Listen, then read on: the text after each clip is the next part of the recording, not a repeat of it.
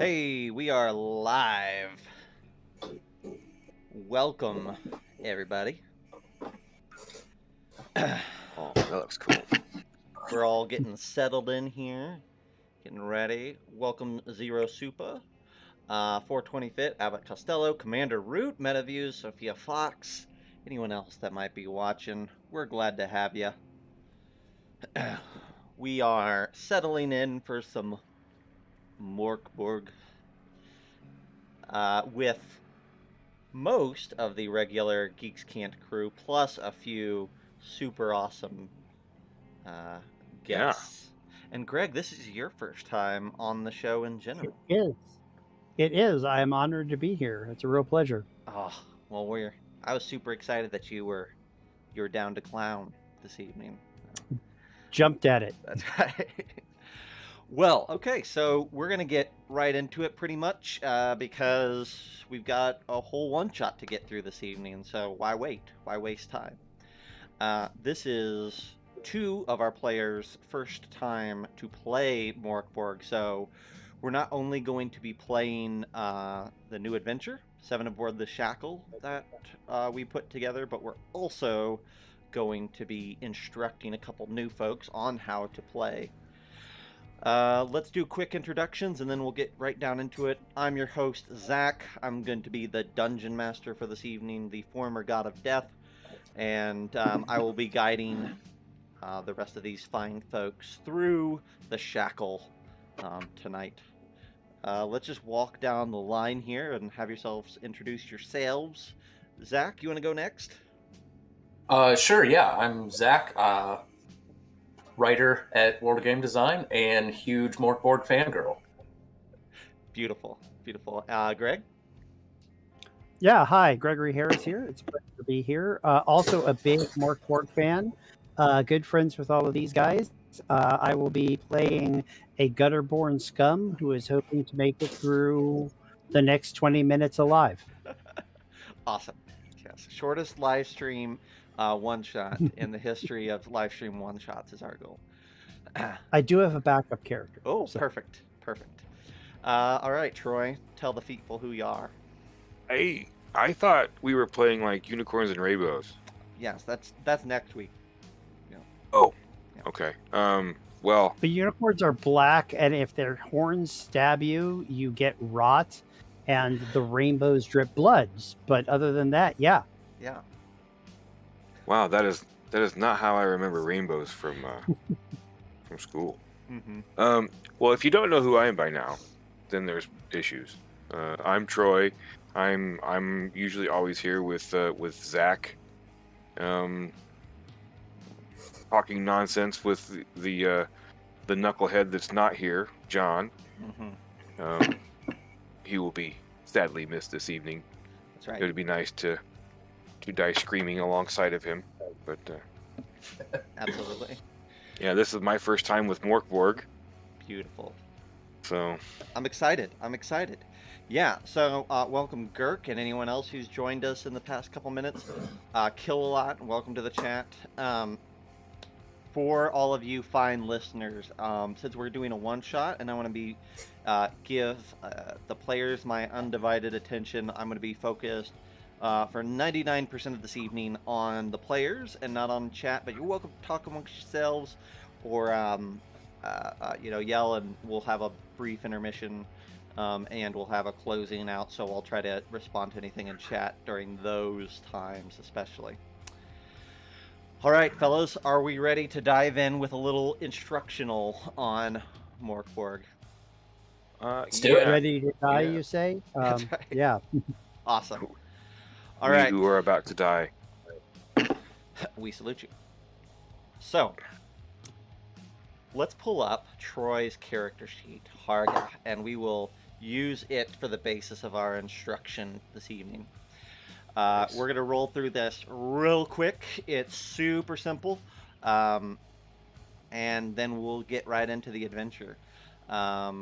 Troy and Zack. Greg, you know how to play already, and I think both Troy and Zack know the basis, but they've never actually played before, so we're gonna zip right along. All right, Troy. So, looking at your character sheet, starting at the top middle, you see that you have hit points. 8 current hit points out of 8. Right.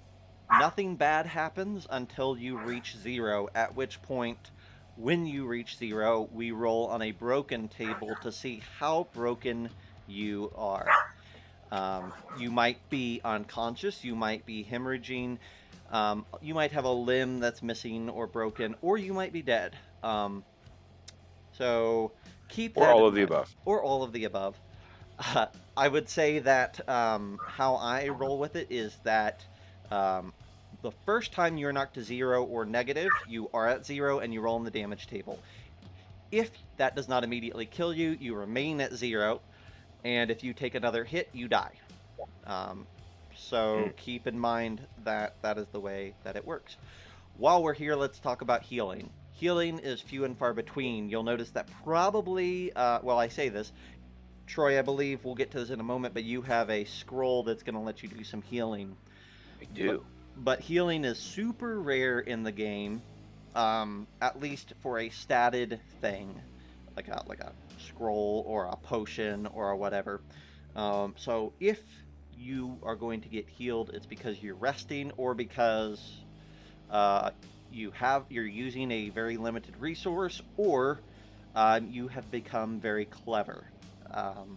This is a great time to say that this is a very rules-light game, so there's not rules for everything, and you might have to get creative on what might be able to heal you in the thick of this adventure. So don't look at your character sheet, or look at your character sheet in a creative, inspired way from time to time. All right. Now, moving right along, there are 4 base abilities: Strength, Agility, Presence, and Toughness. Strength is for basically the same things that it's for in D&D. So you're going to be rolling a Strength check when you want to attack things with a melee weapon, and also when you want to do feats of strength. Toughness, skipping all the way down to the bottom, Toughness is kind of like Constitution in D&D. It's your ability to resist poisons and things like that, and it's also partially how your hit points are calculated, yada yada yada. Presence and Agility are where it gets slightly weird. Agility is kind of like Dexterity, but it does not include ranged attacks. Ranged attacks do not play with Agility. Okay. Agility is how you roll initiative, and it is also how you dodge out of the way of certain things. And the big thing that Agility is your defense. In Mork Borg, players roll 90% of the dice, so you are going to be rolling for both attacks and defense. When you roll your attacks, you're going to be rolling either strength or presence. We'll talk about presence in a second. When you are attacked, you're going to be rolling a defense die and trying to hit above a certain threshold. Succeed, and you have dodged the attack. Fail, and you're going to take damage that might be mitigated by any armor that you might have. That's Agility. Presence is a catch-all. It is kind of like charisma mixed with wisdom. So you'll test presence for a variety of things, including resisting some sorts of spells and abilities, but also casting scrolls, which is how they define magic. So think about high presence scores are great if you want to be a spellcaster. But also, presence is what you roll for ranged attacks. Oh. So, if you have a spear or a bow, things like that that can be thrown, knives, presence. If you're wielding a knife and you want to throw it, it's presence. If you're stabbing with it, it's strength. Alright, so that's most of the middle. At the very bottom, you have Omens. Omens are kind of like this game's version of Inspiration. Omens, you get a recharge on every single day. It's based off your class, how many or what size of dice you're rolling. Looks like, Troy, you're going to be rolling 2 Omens for this evening. Anytime you want, you can spend one of your 2 omens to either apply maximum damage, do a reroll, minus d6 damage from an attack that just got dealt to you, reduce the difficulty rating of a check by 4, or negate a crit or a fumble. So those are yours to spend. You tell me when you want to spend them, and they recharge every day. Resting is at the bottom. That's getting rest. It works basically like D&D. We'll cover that if and when we need to. Short rest, long rest. Looking at the top left of your character sheet, you have a description. We'll let you guys introduce your characters here in just a moment. Then we have your class. Troy, you are Wretched Royalty, which is as close to the Bard as the core rulebook gets for Mork Borg. And you have some fun abilities or items that come with your class. I do. Yes. Just for the people at home, what are your class abilities, Troy?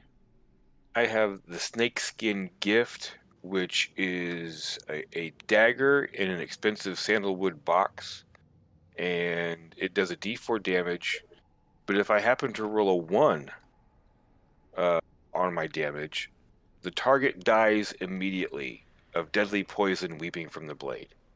Nice. So that makes it nice. And then I have the Horn of the Shellswig Lords. Once per day, I can release a blare from this dented old trumpet and a presence DR12 test. One creature may make their next non-combat test an automatic success. Awesome. Awesome. So this is a great example of how tests work and how player-focused the rolls are.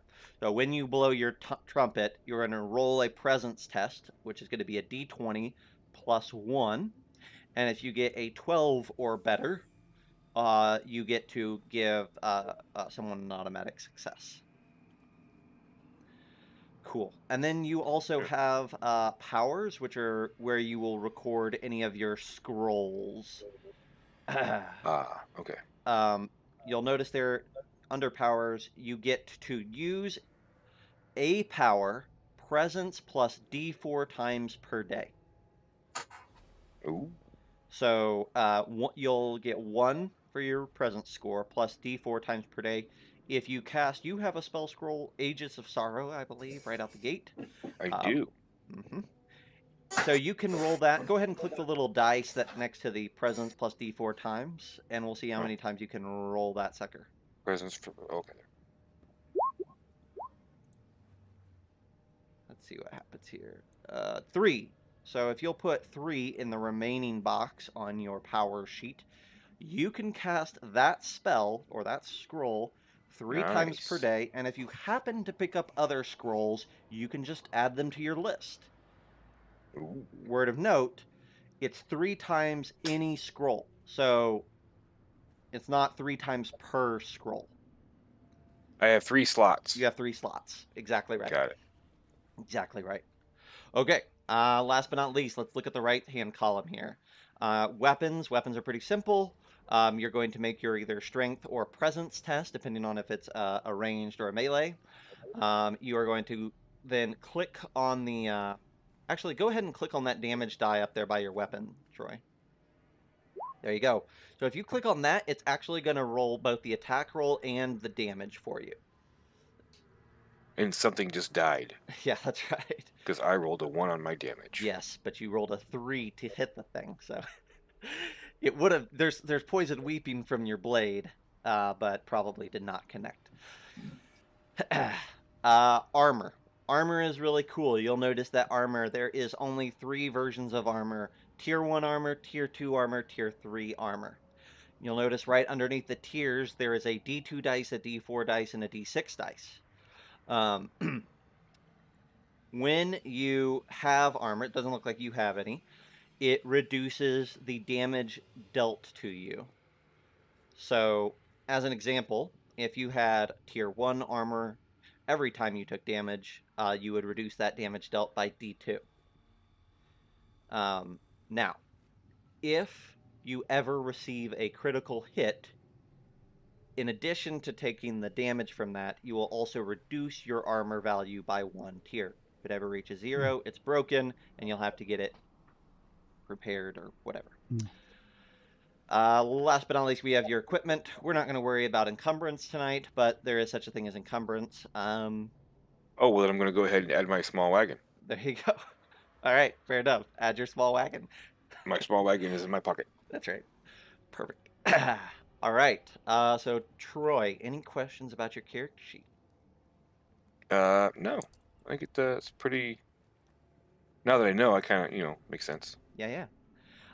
Zack, you're the other person who has not played this before. Do you have any questions? None so far. Okay. Then I will allow a brief moment here for you guys to introduce your characters, and then we will get started with the game. Zack, why don't you start us off? Alrighty. My character's name is Scratches. I'm playing a cursed skinwalker out of the I think that's out of Colt. Yeah, the edition. So I'm playing a cursed skinwalker. Scratches first died by taking an arrow to the brain. Strangely though, he's hauntingly beautiful and unclean. He's a nihilist and pro substance abuse. His best friend is a skull, which he carries with him at all times and tells everything, and he trusts no one more. Nice. A skull. I love it. So you've got a friend. Let's find out what your other friends are. Greg, introduce your character. Yeah, I'm Arvant. I'm a gutter-born scum. As a child, I was raised by rats in the gutters of Grift. An ill omen smiled upon my birth. Poverty, crime, and bad parenting didn't help either. In your community, an honest day's work was never an option. Not that I ever tried. What are you, some kind of chump? A razor blade and a moonless night are worth a week of chump work. I'm suspicious and bitter. I have a resting manic face, so making friends is hard. My stress response is an aesthetic display, so the worse things get, the fancier I need to be. I had an illegal, immoral, and secret affair with a member of the royal family, and I have proof. Greg, did you have an Yes. affair with Troy? No. It's sorry. Not Well, no offense, Troy. well, no, I mean, that makes sense because, yes, that makes sense. And as a gutter-born scum, I am stealthy, so my presence and agility tests have DR reduced by 2. And I am an abominable goblobber. My phlegm is viscous, lumpy, vile, and ballistically accurate at short range. I can spit D2 times during a fight, rolling a DR8 presence test, which is neutral for me. I have a +0. For accuracy, targets are blinded, retching, and vomiting for D4 rounds. Anyone witnessing this, friend or foe, must make a toughness test to also not vomit at the sight. It's slightly easier difficulty rating for friends. So Nice. you're welcome. I love it. All right, welcome, Gutterborn Scum. Let's last but not least, let's talk about Harga. Harga was the son of a murdered prince. King Fathmu the Ninth's brother Zygmunt was my father, and he was murdered. So I'm disgraced and out on my own, but I am still of noble blood, and I expect you to be treated as such. I'm a little bit bitter, which seems to be kind of a theme with the three of us. That's why we never got, that's why it never happened with us. Well, that and my chronic's athlete's foot and I stink is part of the problem. I, too, have a best friend that is a skull, and I carry it with me always, and I tell it everything that happens to me, and I trust no one more. So, Yes. Is it the same skull, or is it a different skull? That's a great question. Or is it Clearly, your skull? talking to your skulls? Yeah. Yeah. Do we each have different skulls, or are we like vying for best friendship with the same skull? It's like best friend, and you think it's your best friend, and we think that it each thinks we're its best friend, but Or it's just a do we skull. have some kind of a custody arrangement I don't, maybe. where, like, every other day we just like trade back and forth, or That sounds most reasonable to me. it sounds very reasonable. Yeah. Yeah, Awesome. the custody agreement later. Awesome. Yeah. Very good. All right, cool. So we've got our 3 characters. We're gonna get you guys right over to the board here in a minute, but before we get to that map, we have a couple of tables to roll on that are gonna start this adventure outright. So I have a scroll, so I should also roll on my powers times per day. yes, go ahead and do that for us, Greg. 3. Nice. Nice. Oh, okay, yeah, we're gonna be slinging loaded. slinging You're spells loaded. like crazy. This one Yeah. shot might take 40. Yes, and Well, it's great for Fetterborn Scum because I have Mizoltu Blind Your Eye. It renders a character invisible for D6 rounds. So that's great. Nice. Perfectly good, particularly for a Fetterborn Scum. Perfect. Okay, so let's start with you, Greg. Greg, could you roll me a 2d4, please? Absolutely. 4. We're looking at 4. Perfect. So there are 2 bits of hearsay and heresy that your crew has picked up in recent days. The first bit is that sailor dogs who skirt the endless sea speak of a wooden leviathan that towers over galleons and fishing vessels alike. Its black form blots out the already blackened sky, and no purchase or design may be found upon its impenetrable hull. Secondly, you also hear this. There whose mouth speaks of an abomination that hastens the coming desolation. It drifts upon the endless sea, but soon will walk the open land. On that day, a misery will befall the world. Only putting the abomination to the sword may halt its steps. Now, that last one is especially important because it speaks of misery. Troy, would you roll... Well, let's talk about what miseries are to start with. Miseries are the heralds of the coming end of days. The world of Mork Borg presupposes that this prophecy spoken by a 2-headed basilisk named He always comes true, and recently he has spoken that there will be 7 miseries that will befall the world, and then the end will come. We will be determining this evening if one of the miseries have already befallen the world. Troy, would you do me the honor of rolling a d6, please? D6. Yes. 4. So, perfect. None of the miseries have befallen the world yet. There are still 7. But, this second prophecy that is spoken of this abomination drifting upon the endless sea that may soon walk dry land, this may be the initiation of these miseries, and the doomsday clock of the world may move forward one. Let's find out what role you guys have to play in this story. Zack, would you roll me 2d4 as well, please? Sure thing.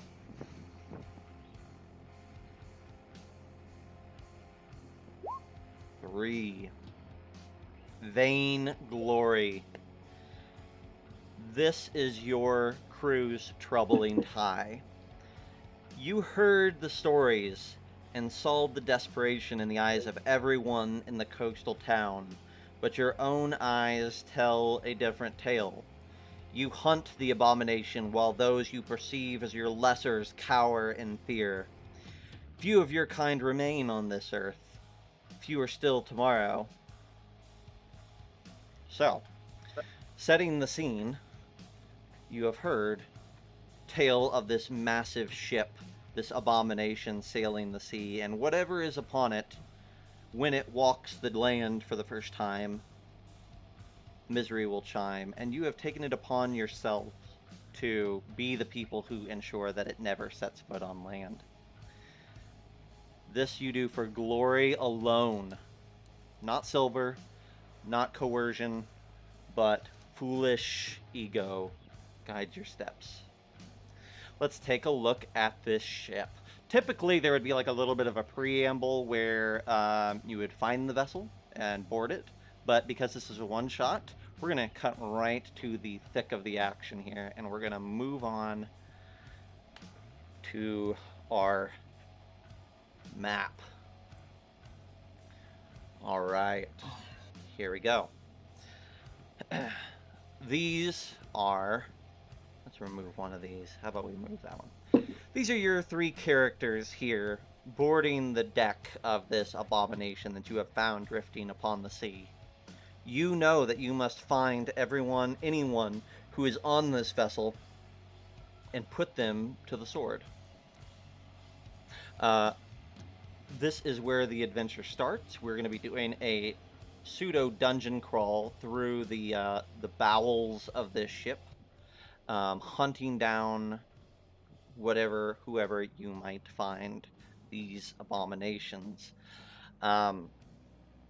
This prison crawl works a little bit different, though, and why we decided to do a live stream of this is we wanted to show off kind of this new system that we've got for generating the dungeon on the fly, right? And we're going super weird mode tonight for you fine folks, fine gentlemen. Of course we are. That's right. I talk about there's two ways of rolling this, and one of the ways puts some of the control in my hands, and the other way takes it out of my hands completely and puts it into complete randomness what you encounter.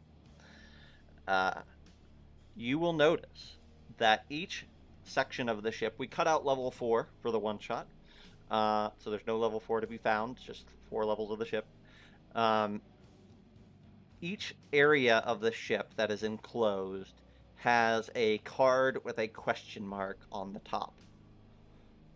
Underneath that card may or may not be more cards. And when you first take one of your characters and enter the space of a card, we will all, you and I, flip over the cards, and together we will find out what sort of encounter, what sort of scenario lies there.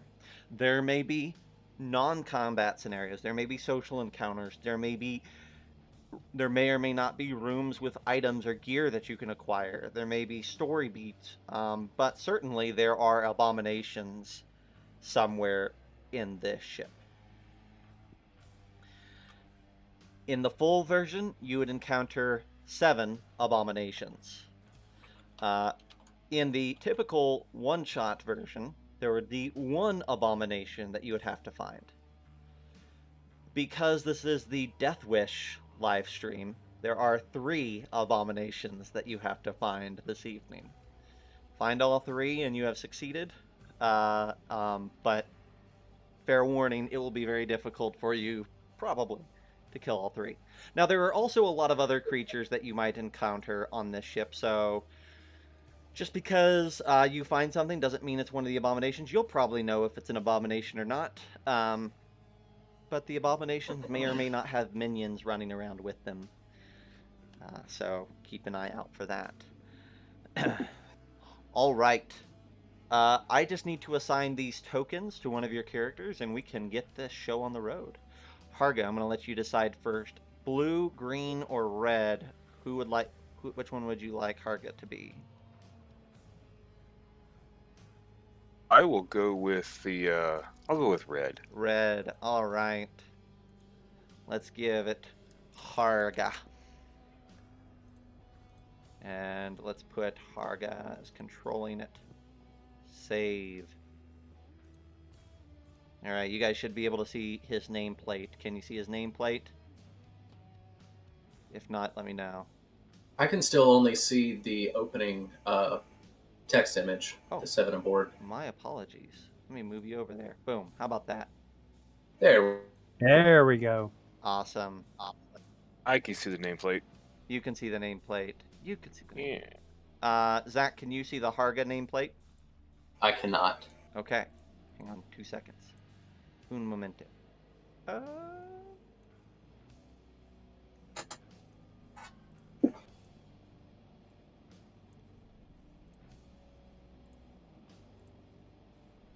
right. We'll just live with it because it's fine. It's fine. And Greg, which one do you want to be? Green or blue? Let's be green, like my abominable goblobber Nice. phlegm. Nice, Arvon. Beautiful. He's got such a regal sounding name to be hawking loogies on people. That's right. And then we've got scratches. Perfect. Okay. You guys are good to go. So it probably makes more sense now that there are cards for each region of the ship. And before we continue, yes, 2 things. absolutely. The tokens for us are not ringed in color as they are on your view. Ooh, okay. 2 months. So, and I, as far as I can tell, mine is the only one that has a nameplate. Hang on a I minute. think we can only see our own nameplates because Okay. I only see Arvon. I got you. Same covered. here. I got you covered here. Save. And see, save. And look here. I know what I'm doing now. There we We go. get you taken we care go. of. We'll get you taken care of. Just got to make it visible. There we go. All right. Beautiful. Cool. We're all good now, I believe. So, all right. So we kind of cut through some of that preamble story because we're going to do a dungeon crawl tonight. We're going to have some fun telling stories that are revealed from these cards anyways. You're on the deck of this ship. I've got some cool pictures for you here. So looky here. Have a look at this. Look. That's kind of what the deck of this ship looks like. There's not a soul to be found on the open deck. It is desolate. It is dark. The ship is massive. There are buildings built out on the open floor plan of this ship, like they've been jury-rigged or retrofitted in. This is certainly a prison barge that has cut loose from its moorings and is drifting the sea. There's no sails on the masts. In fact, most of the masts are gone, missing, been taken down. This is a ship that is at the mercy of the tide and waves.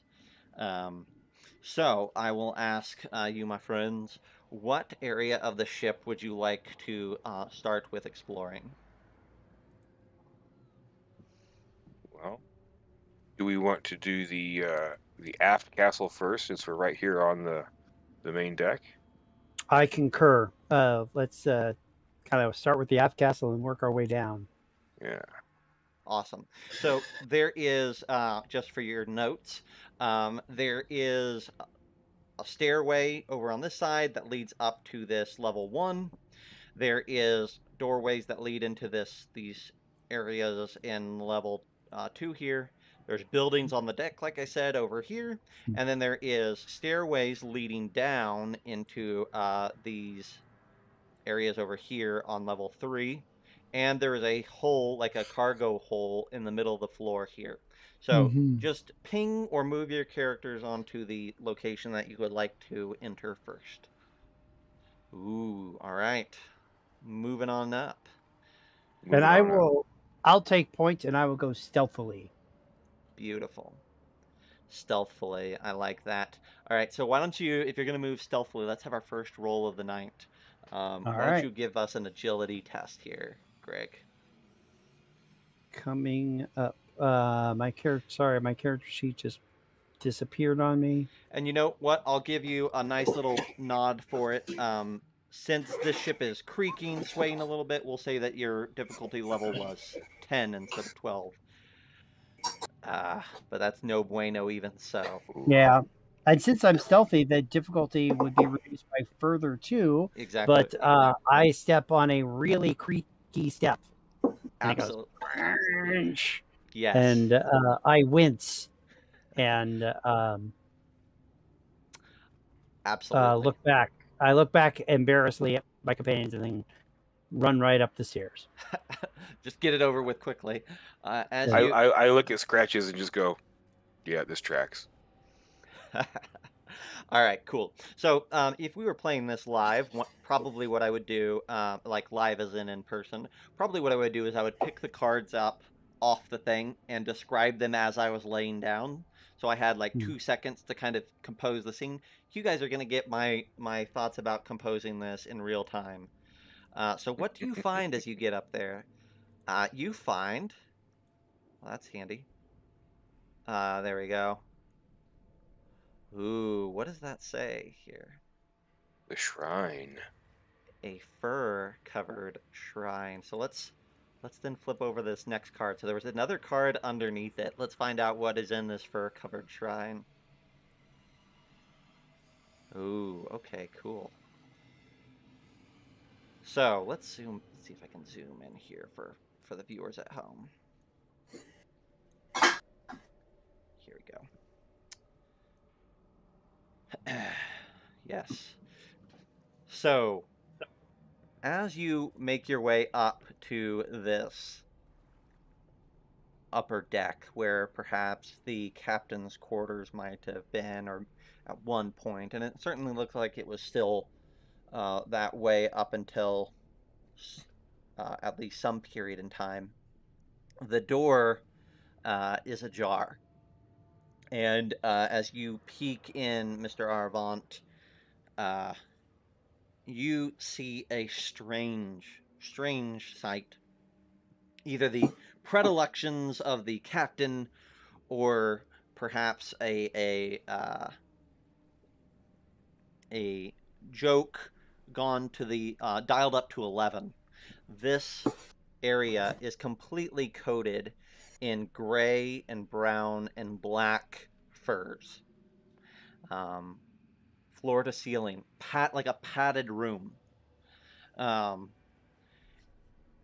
In the center of this room, you find this long table that has been perhaps at one time housed maps and things, and maybe it still does.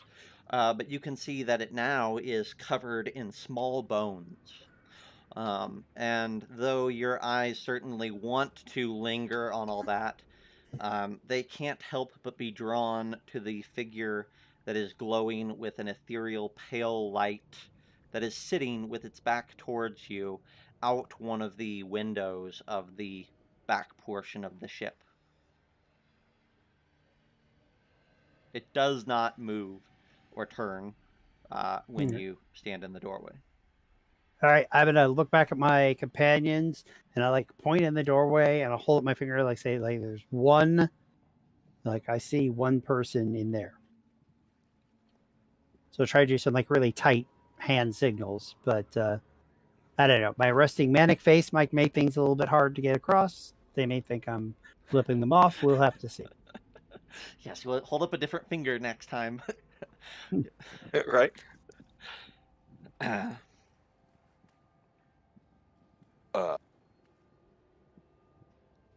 Go ahead. Look at Scratches. Go ahead. You. I insist. Right. No. Yeah, and I'll be like I'll do the slashing gesture and like in there it's like go ahead and kill them. Yeah. Kill us. What? Is he? Well, I don't. What is he saying?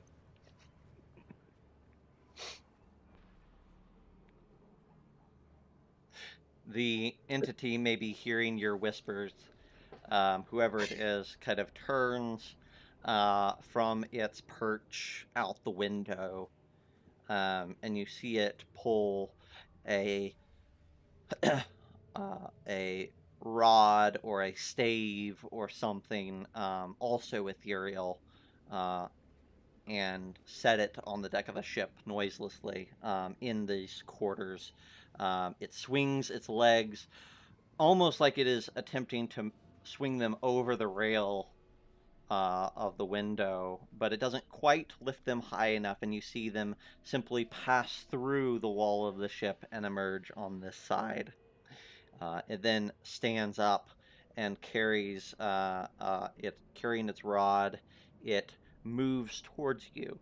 You get the distinct impression that this is uh, uh, uh, Hostile? not at the moment, at least, but someone who is um, only half here, not just in presence but in mind. Um, though it seems to be acknowledging your presence at the moment, its eyes don't quite look into yours, but almost like it's staring at your forehead or through you in some way, as it moves your direction. It's now about halfway through the room towards your crew. Okay, I will frantically gesture for our wretched royalty to step forward, who hopefully has better presence than I do. Yeah, and as Scratch is just like kind of turned around. He's like, it's all over his face, and he's just like, yeah, ready. Okay, so I will go up the steps and move past Arvant Mm. and greetings, noble sir. We beg your forgiveness on trespassing your quiet time. Who are you, and what is your role here on this rancid vessel? He comes up short, stopping. Um, he pauses for a moment, and then, still not quite looking at you, but certainly addressing you, he says, um, "You are certainly not bothering me. Simply passing the time with a bit of fishing. And it is not my vessel, so you cannot disturb nor intrude, for I am myself but an intruder. Simply looking for a perch." What an intruder in what way, friend? He turns his head towards you and says, "In every way. This is not my vessel. This is not my residence. This is not my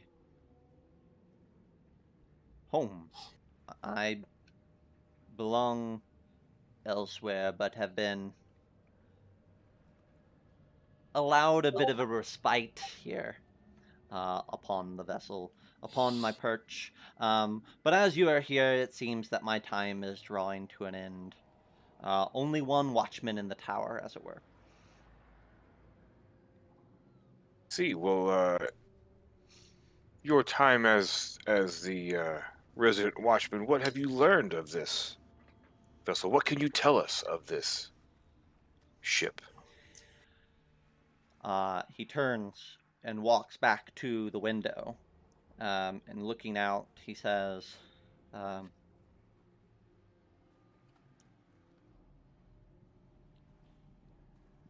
"It drifts, but not aimlessly. It moves through the water. I'm not sure if the sea guides it, or it guides itself, or perhaps something inside these walls, these holds, is at the helm. But whatever it might be, it is nearing its destination. I can feel it, can't you?" Yes, that is why we are here. Ah, yes. I am no longer allowed to walk upon the flat of the earth. My home, my domain is with the sea. it is only right then that this is the changing of the guards, the 11th hour, as it were. As this ship nears land, my time comes to an end, and yours, you leg walkers, may continue. Me? Yeah, I couldn't. We lost you, Zach.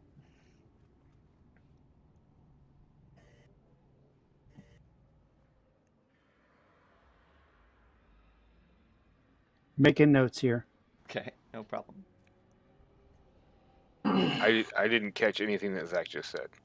I didn't say. I said a little throwaway joke. It's no big deal. Oh, okay. Yeah, okay. Well, I like throwaway joke. Well, it's gone now. It's in the garbage. I threw it away. Mm-hmm.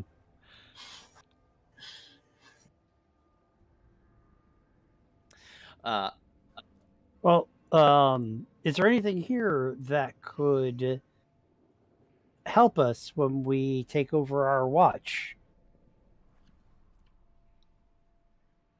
He thinks for a moment, and he says,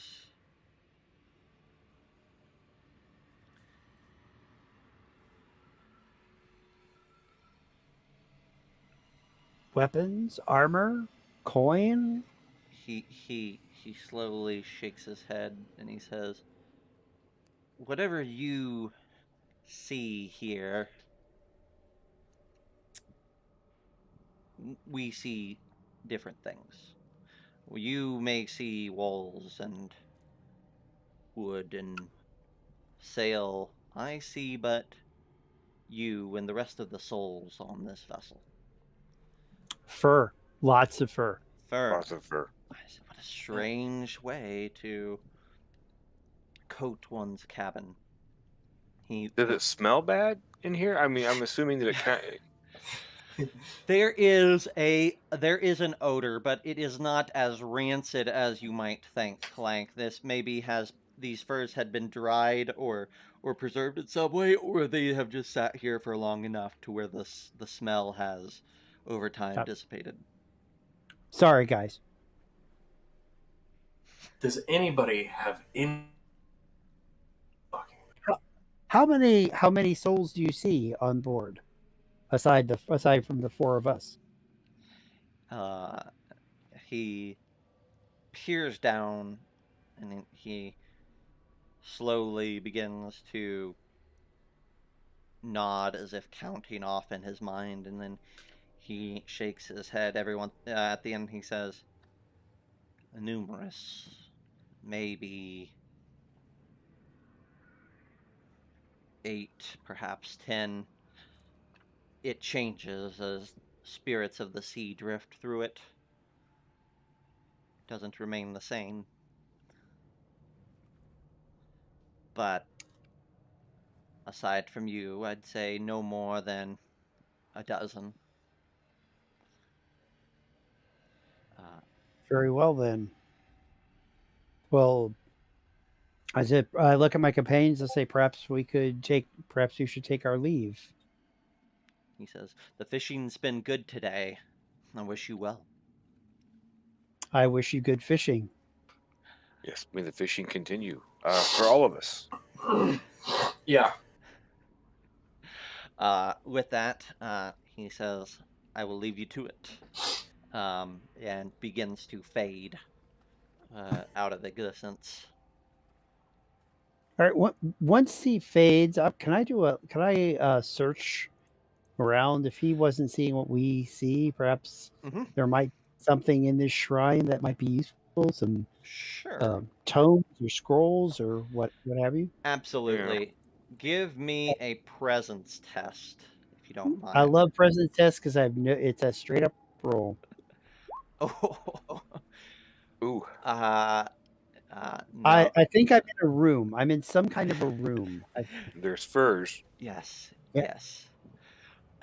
No, there's you on a quick glance, cursory glance, see nothing other than the furs. You walk over to this large captain's table here, and you see that it has been covered in small bones. They look like the bones of rodents to your well-versed eyes for that sort of thing. I was raised by rats, so yeah. That's right. Yeah, these mini friends. Mom? Yeah. Absolutely.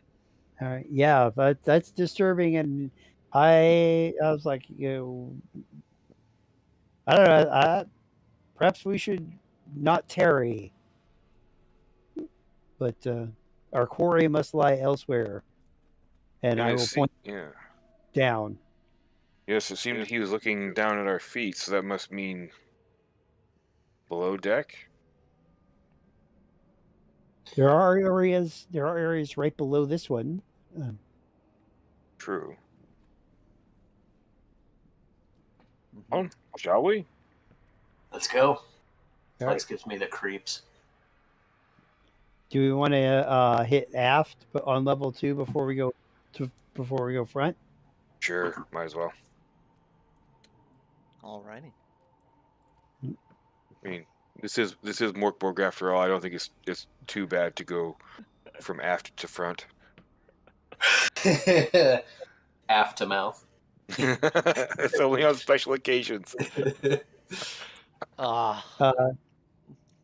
don't even want to bring up port or starboard, but should we take the left or right?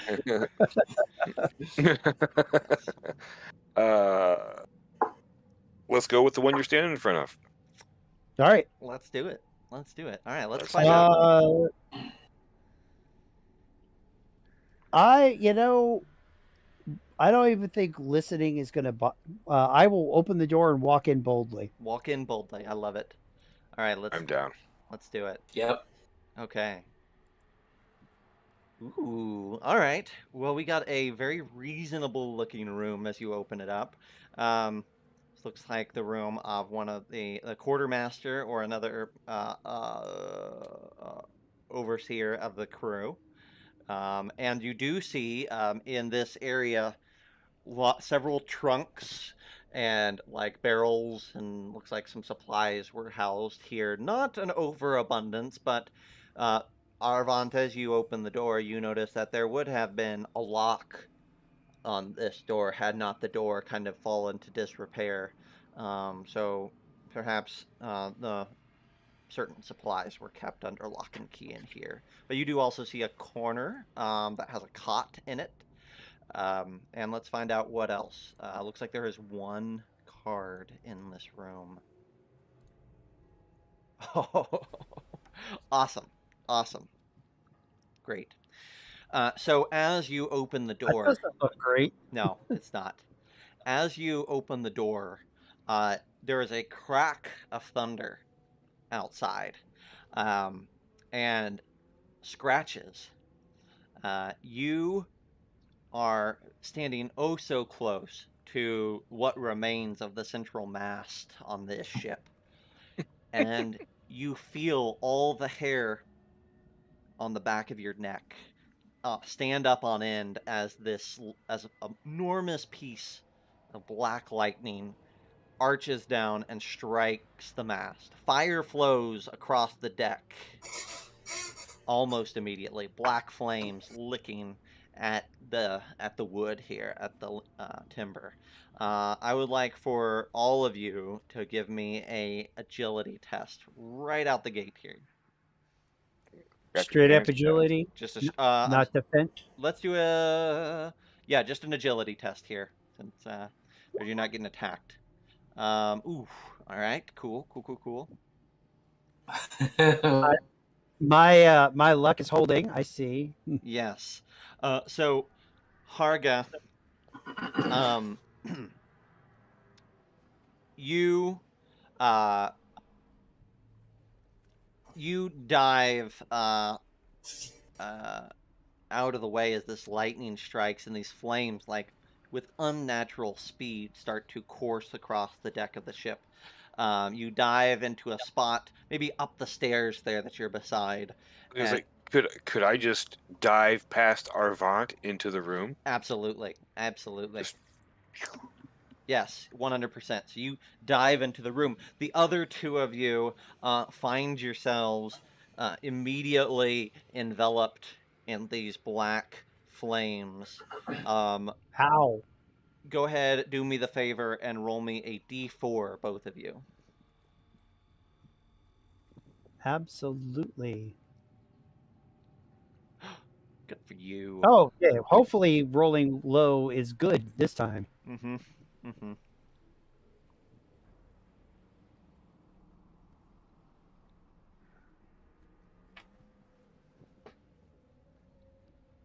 Okay, cool. So these black flames, as they cross over you, it's not like regular fire. It's not like it envelops you or it consumes you. It sears you, blackening your skin in an instant and then passing on to other locations of the ship, like almost more like an electric circuit coursing through you as opposed to true flames. Uh, Arvant, you will take 1 point of damage from this fire. You Is feel this reduced by armor at it all? is not reduced by armor. All right. All right. Ow. And Zack, Scratches, you take 2 points of fire damage as you feel this black flame kind of almost shiver with delight as it laps at your skin before moving on. In a moment, in the blink of an eye, it is passed over the ship and disappears.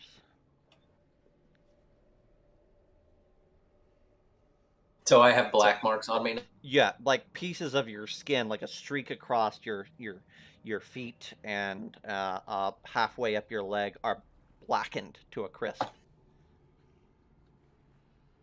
Can I turn into a to like try? Is it still around? No, Do I need to? Okay. It just kind of pulsed its way through the ship, and now it's gone. Gotcha.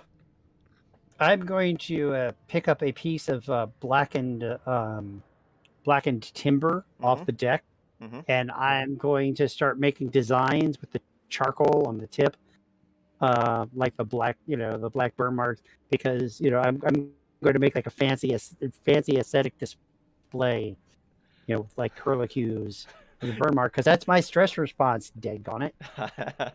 Awesome.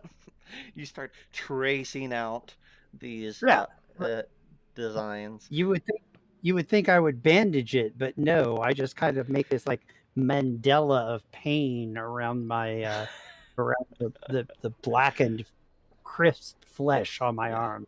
Yes. Some may see a second degree burn. You see a blank canvas.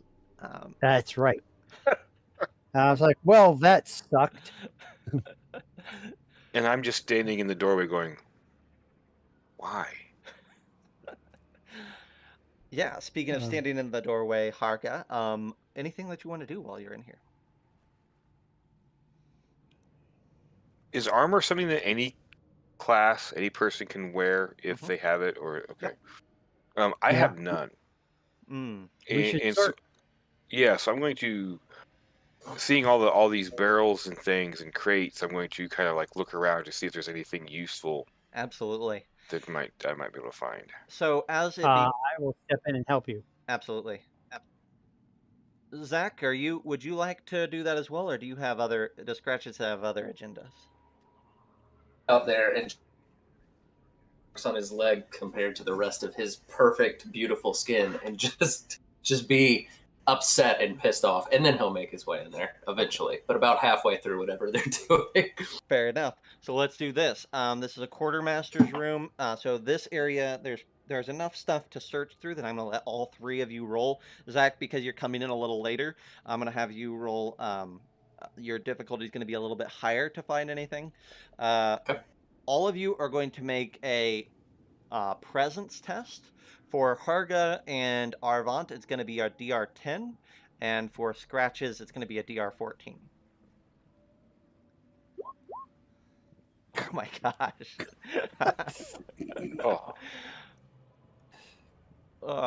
I love this. That is, for folks watching at home that can't see, that is a 5 and a 7. Nice. And an 11. So I love it. So picking through this, Obviously, the room was looted before Yes, us. 100%. Obviously. 100%. In fact, as soon as you start opening up some things, you can see busted locks, barrels. All the barrels' lids have been wrenched open. This is certainly something that has been picked clean here. We must be on our guard. Anyone else on the ship may be armed and armored with what was here. Mm-hmm. Mm-hmm. I Now, can drink. keep in mind, not that you need to do this right now, but keep in mind that you do have your omens, and you can influence your rolls with those omens. I've got one, and I'm saving it to reduce damage. What? Are you sure? You sure? We know who we're playing with. Uh-huh. Uh-huh. Right, exactly. Cool. There Yeah. is not a doorway leading from this room to this other room over here. So any movement, any other areas that you want to explore will mean going back out onto the decks of the ship. And there we go, Arvon. I will keep a sharp eye out for this lightning nonsense. This time I will open the door carefully. Awesome. Let's give you doing a lot of rolling here, but I'm giving you opportunities. Give me an agility test. You're being a little bit cautious here. All right, that is something I'm a little bit better at. 12. Nice. Oh, hey, Success. double digits at last. Yeah. Yeah, and my agility tests are DRs reduced by 2 because I'm stealthy. That's right. So for Troy and Zack, what Greg is talking about here is that he's playing the rogue equivalent class as a Gutterborn Scum, and the rogue has all their difficulty tests reduced by 2 for agility. So basically, it's like having a +2 to their rolls, but Mork Borg likes doing math in 2 directions. Yeah. All right, so let's flip over this card and see what's in here. Ooh, a galley. Let's see if it's a normal galley. There is 2 cards. Uh-oh. 2 cards in this galley. Now, this might be a good thing, Greg, that you were sneaky here, because you're going to get an opportunity to notice whatever Let's these. scope this out. That's right. Now, keep in mind that not every card is bad. There are some useful cards in here. Maybe there's food. Right. I could eat. That's right. So let's find out. Let's flip over this card. Oh, awesome. Shit. Well, let's flip over this next one here. Ooh, okay, cool. That's a great, man, what a great set of cards. Setting the scene. So, as if in response to the Black Lightning, you get another, basically, a scenario modifier card. These unsought tragedy cards are like, weather conditions and things like that can affect the ship. So, as you open up the door, an acid rain starts to pick up. You can feel it clinking against your clothes, maybe any metal that you have on you. You look down at maybe one of you is holding out a knife, and you can see when this rain hits it, it starts to bubble on this metallic surface of the blade.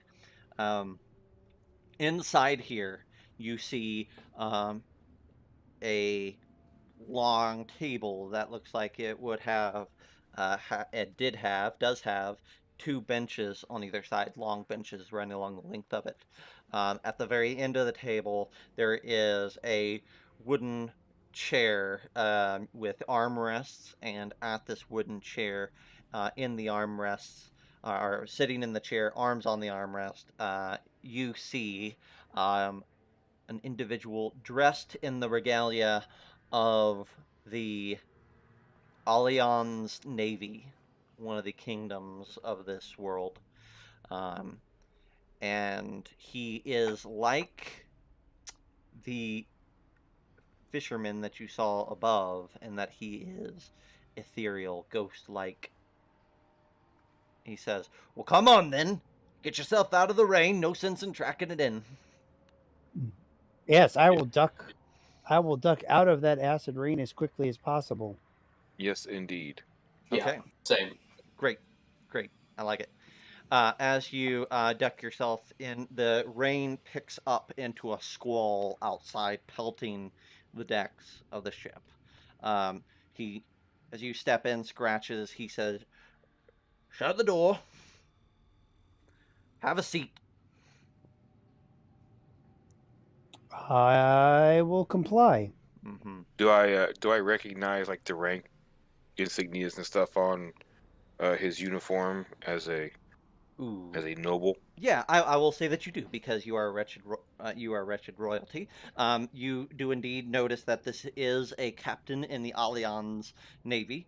At least he was in life. That would typically be someone of noble birth, or at rare times, it could be someone who has just risen through the ranks. But that's a very small percentage of people. Most achieve their military ranks by blood and not by spilling it. The correct way. Yeah. Yes. Yes. Thank you, good captain, for your hospitality. He gives you a courtly, like half nod, half bow without standing. Something that would be acceptable for him on this ship. And he offers you a spot just to the right of him, right, and the seat of honor at the table. And he says, Let me take it. "I see that Our Lady Anthelia has taken my call, heard my call, and has sent the reinforcements that I've requested." Very good. That is correct, but unfortunately, we were not given a very thorough briefing on what the substance of your request. Uh, he gives you a small wink, and he says, uh, "Isn't that just the way of it? They send you to do a man's work without giving you a man's warning." Indeed. Haste, my lord, was deemed the most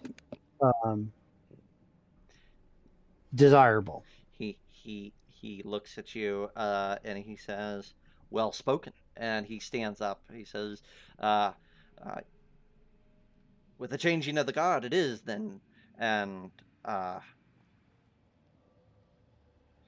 he'll look around as if trying to find an item or something, and then looking back at you, he'll say, "Well then, I best fill you in. It's been some time, and uh, I'm afraid they've been loose for quite a while. The captives, that is, folks on this vessel, people under my charge, gutted me, put me to the sword, put my crew to the sword, and now they're overseeing the ship as it is. Not quite a mutiny, since they were never part of the crew, but what else are you gonna call it on the high seas? Uh, uh, Certainly a riot." That's horrible, Captain. He kind of gives a shrug and says, "Horrible, but it was a quick death, and that's all we can hope for in these troubled times.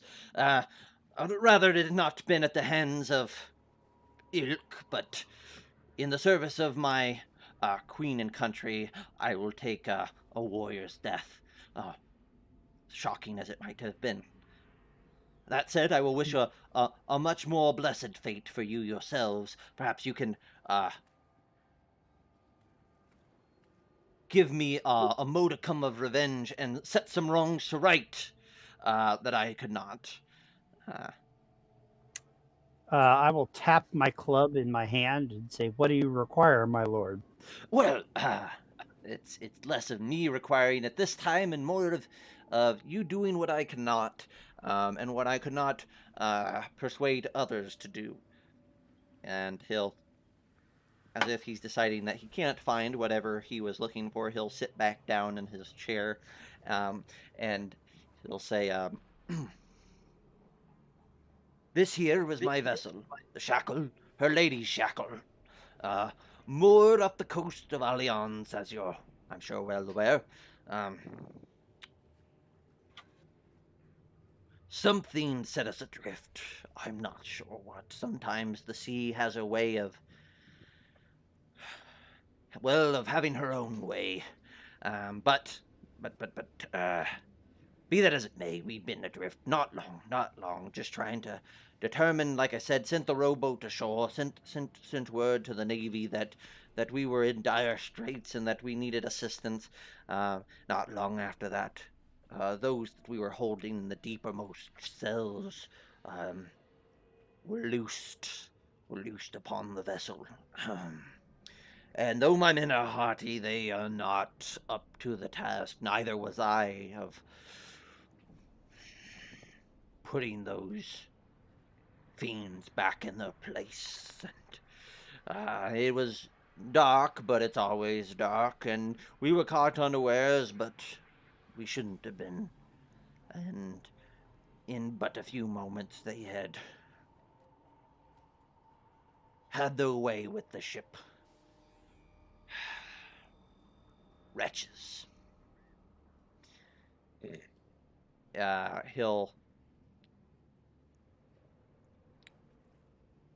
see. There's 3 of them.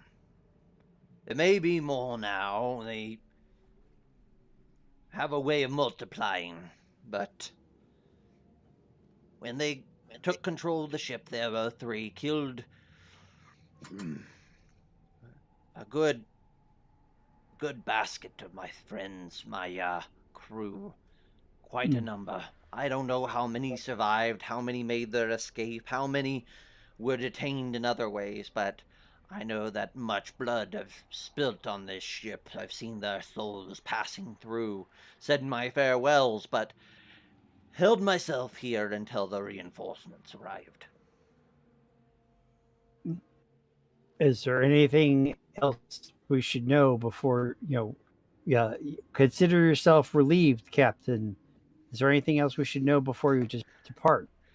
He says, only that this ship is guided by these 3 individuals. I can feel it. I've made my way up to the wheel, and they do not stand there. There's no sail on the mast, and we do not drift anymore with the sea, but against it. At times, we are sailing towards a destination, and it will take a mighty foe indeed, a mighty hand indeed, to lay low these fiends and keep them from their point of destination, their harbor. What was your name? Torgar. Captain Torgar, hopefully we are enough to put an end to this threat to Queen and Country. For you. He gives a nod and he says, I'm sure that you will be. You and your crew will be more than enough men to waylay these folks. A whole regiment. 2, I believe, is what I called for. More than enough to put these fiends to the test. Good luck, then. I'll sketch an incredibly sloppy salute. He frowns a bit, but he is beginning to fade. Yes, I can do. He is beginning to fade, and he says, my will has held me here, but now it calls me on. Good luck, my friends. At ease, Captain. Rest well, Captain. And with that, he disappears. Wait, what about the booze? Well, now that he's gone, we should. I will put my presence to the test again. Yep. And and again, we could perhaps bolster ourselves with food and drink if we're in the galley. Absolutely. Go ahead and give us. I'll let. Oh my gosh. Well, that's one of the best I've gotten. That's a 9 and a 5. So we have successfully. And Yep, and it would my DC is 2 lower, but it's still not a 10. So Hmm. Yeah. Nothing here as well. You do find the bits, remains of food, but it's all rotten. And rotten to the point of even you would consider it unedible. wow, that's a bold statement. Hmm. Well, very well. Nothing but hard work for those with empty bellies. I guess we work our way forward. Okay.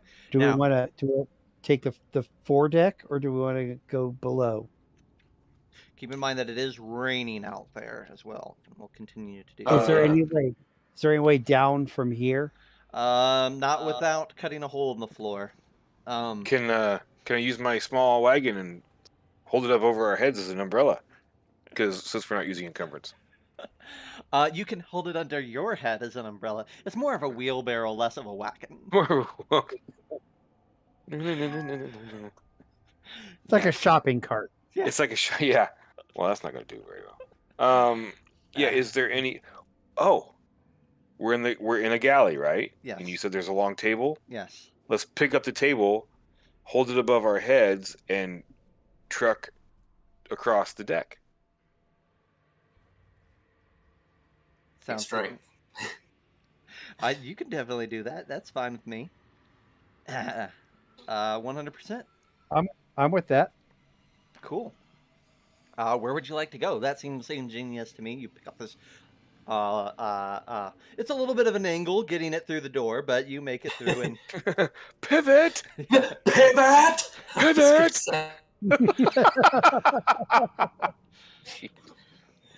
All right.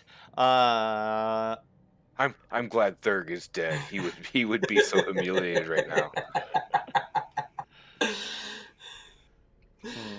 There's nothing useful on this table anyway. We might as well soak it in the acid rain. That's right.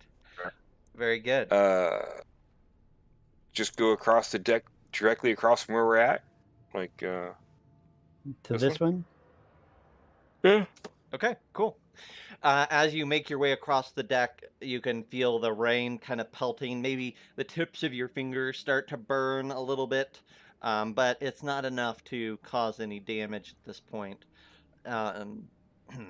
Getting to this area, I'm only pretending to help with the table because my strength is -2. So you're in the middle. yeah. Yeah. Awesome. Yeah, so these buildings are the buildings that were retrofit on the deck of the ship, kind of building it up.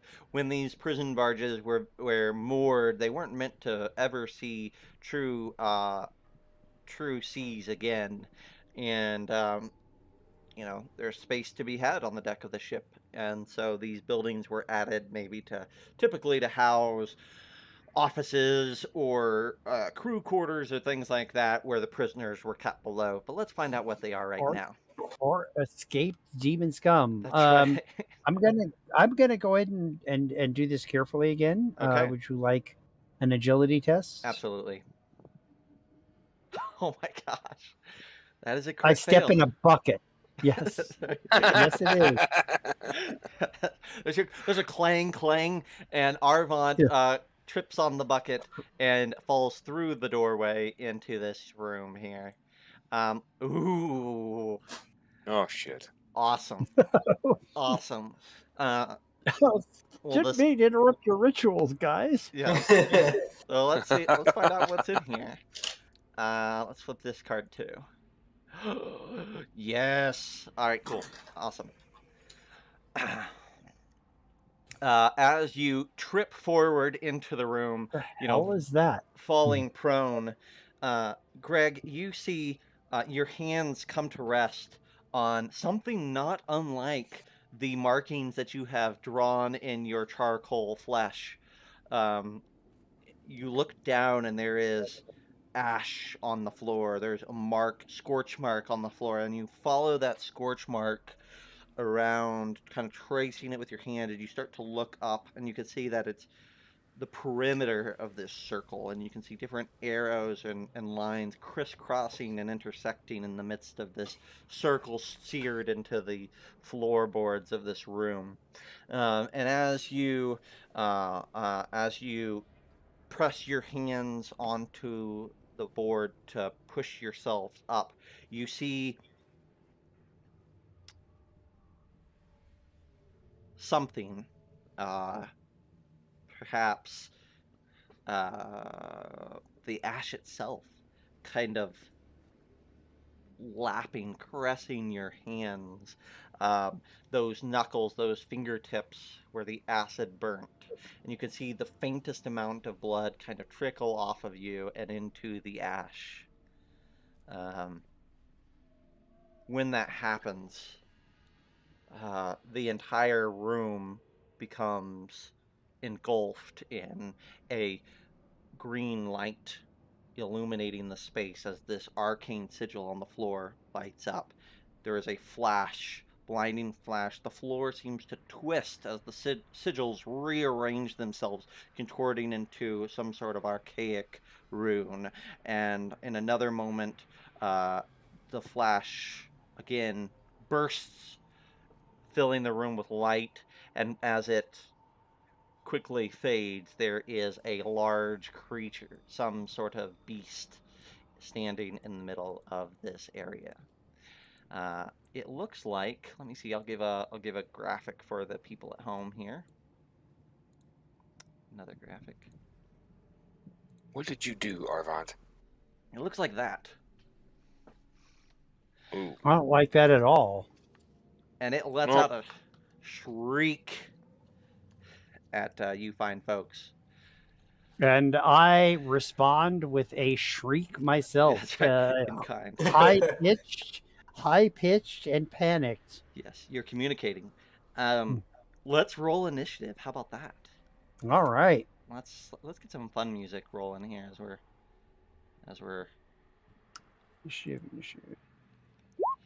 So here, yeah, initiative is pretty simple. You guys are gonna roll like that. Sure. Son of a... Awesome. Okay, so let's do this for this guy here. Good.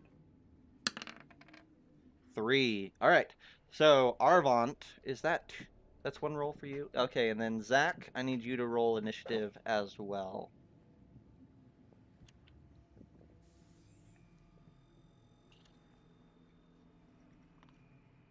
Nope. Actually, There you go. Perfect. Okay. So, with that,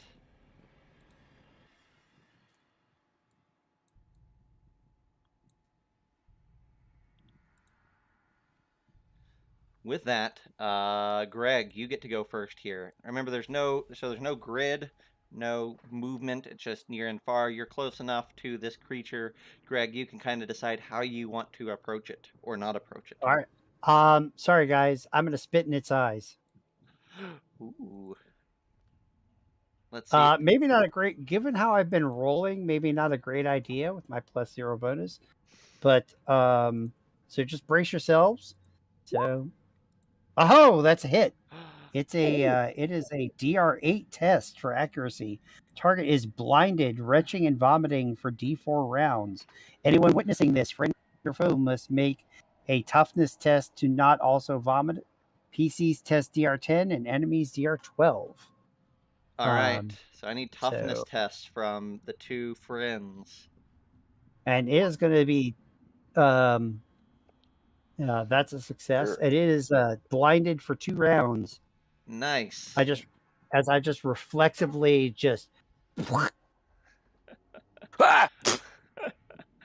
Gross. I call it spit. It may look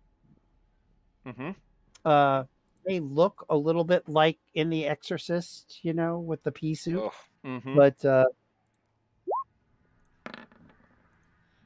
and Zack also is successful with his test. yeah, well, they've seen it happen, so they were, they knew it was coming. we were Excellent. ready for it. And Zack's resetting his modem so that he can get better internet here, he said, so he'll be back in a moment. Yeah. So, all right, so... And then I'll just, with it blinded, I'm going to roll out of the way and try to get behind it, and I'm done. Okay, cool. Awesome. Let's roll with double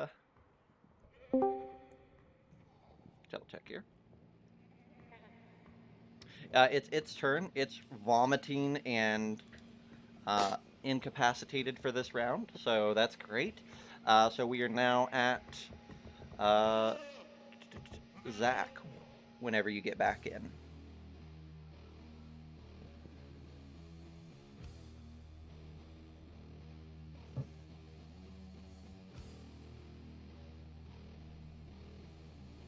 See if Zack's back in here. Yeah, and I'm unlimbering my club too. No problem.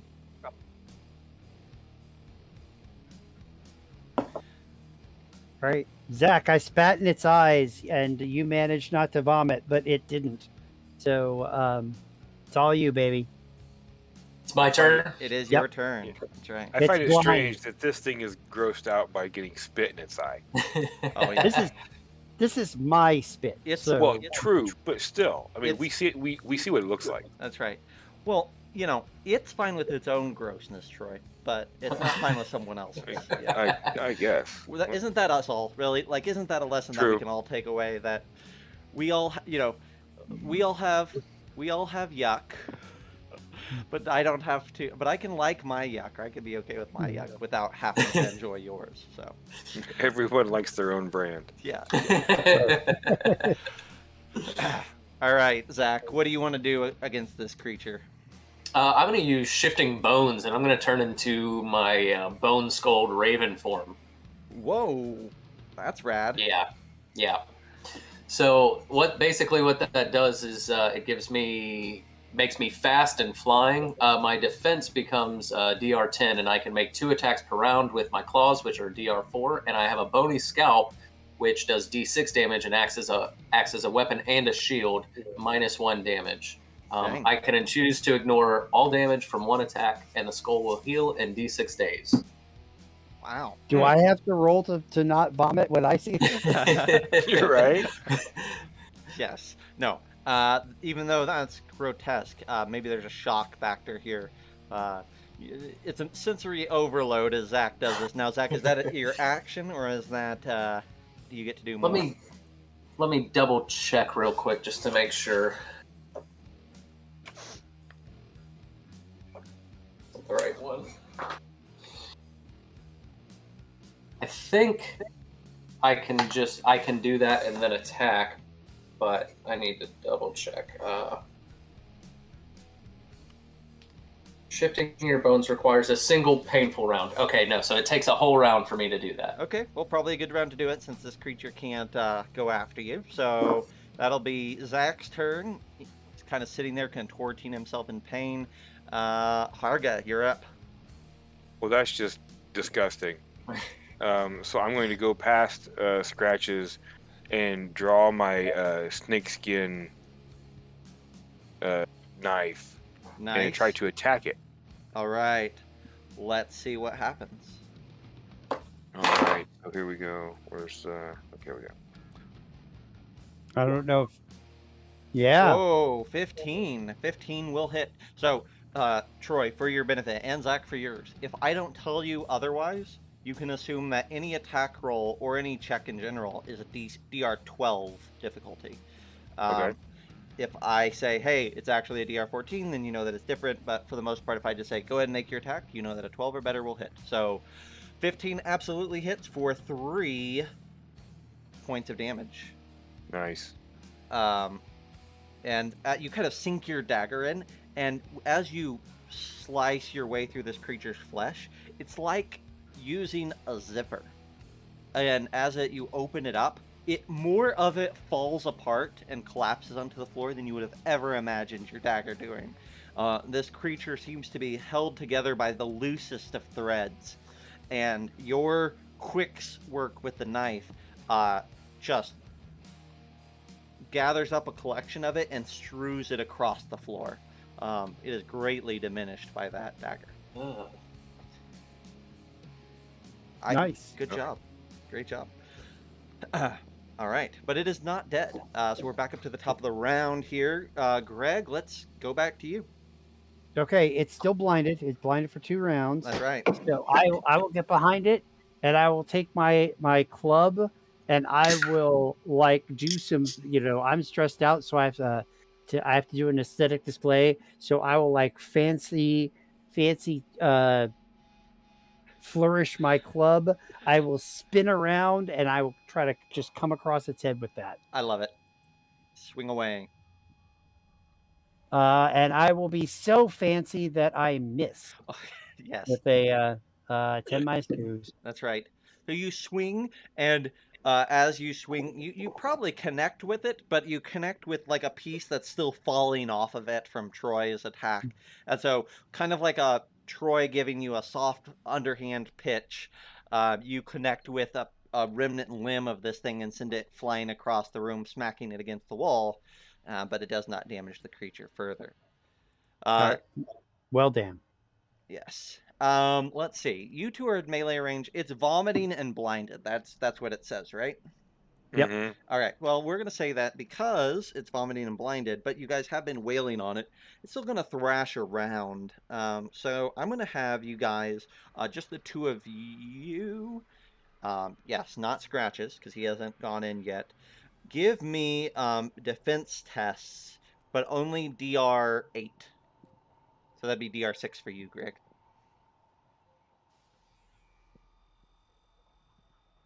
All right. It didn't work.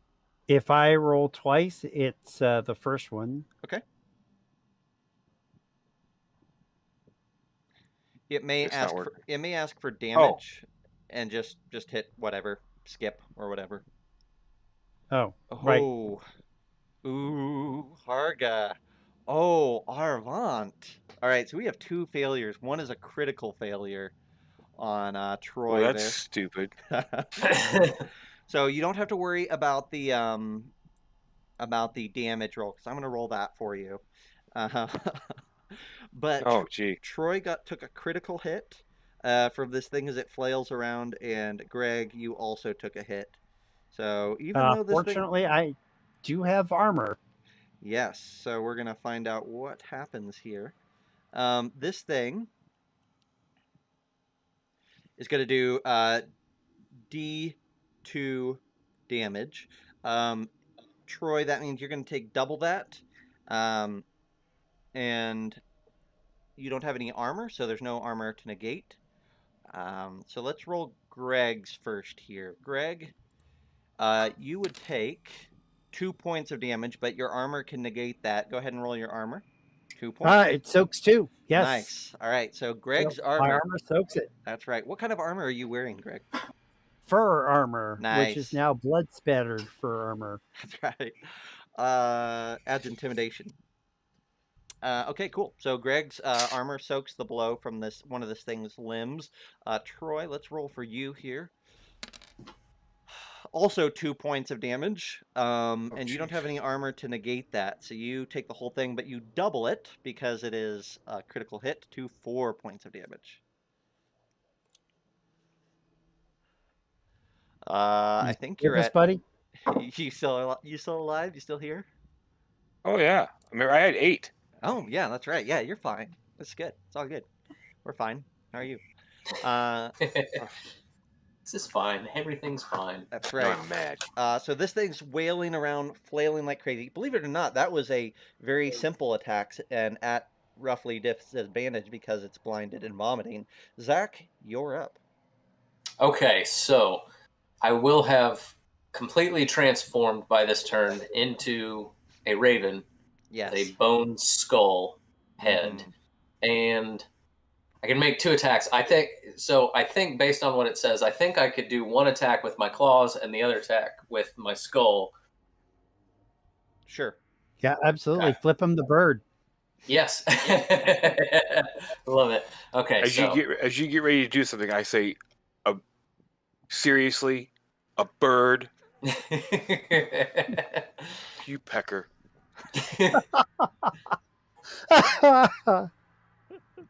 If I were in human form, I would tell you I have inside information that the old god of death hates birds. That's right. But That's right. right now, it's just cause. Ooh. So that is a hit for the first attack. So let's go ahead and roll that damage, Zach. Okay. Do that as the claws.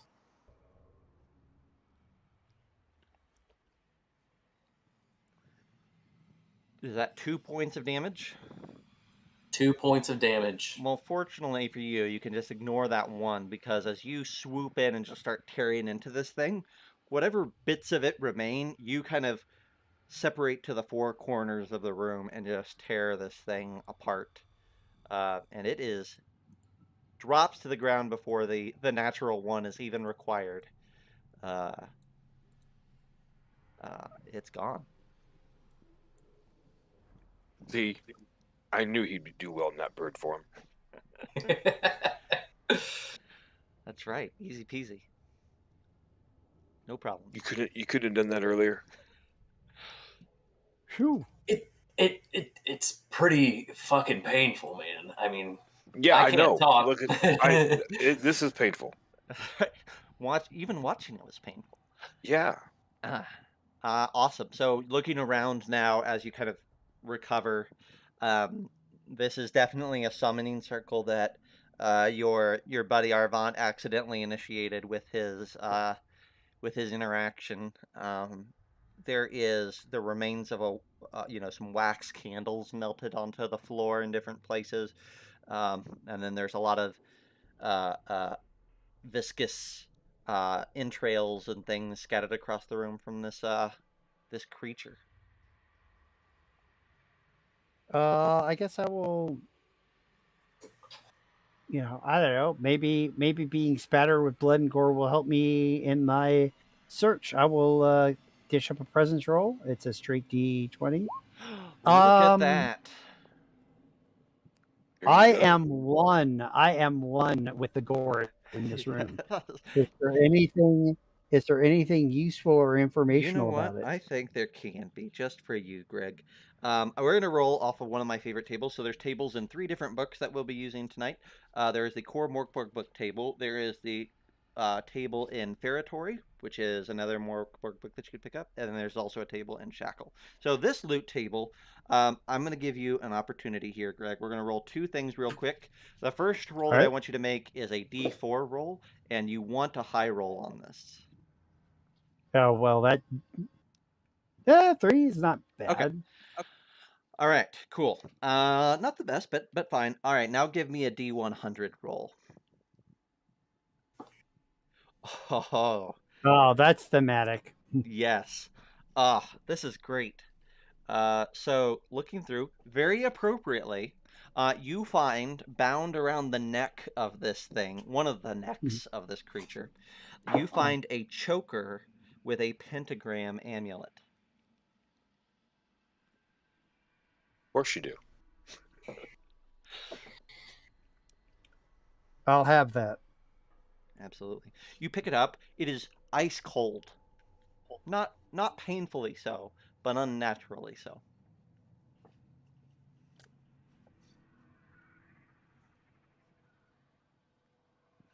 All right. Anything else? No.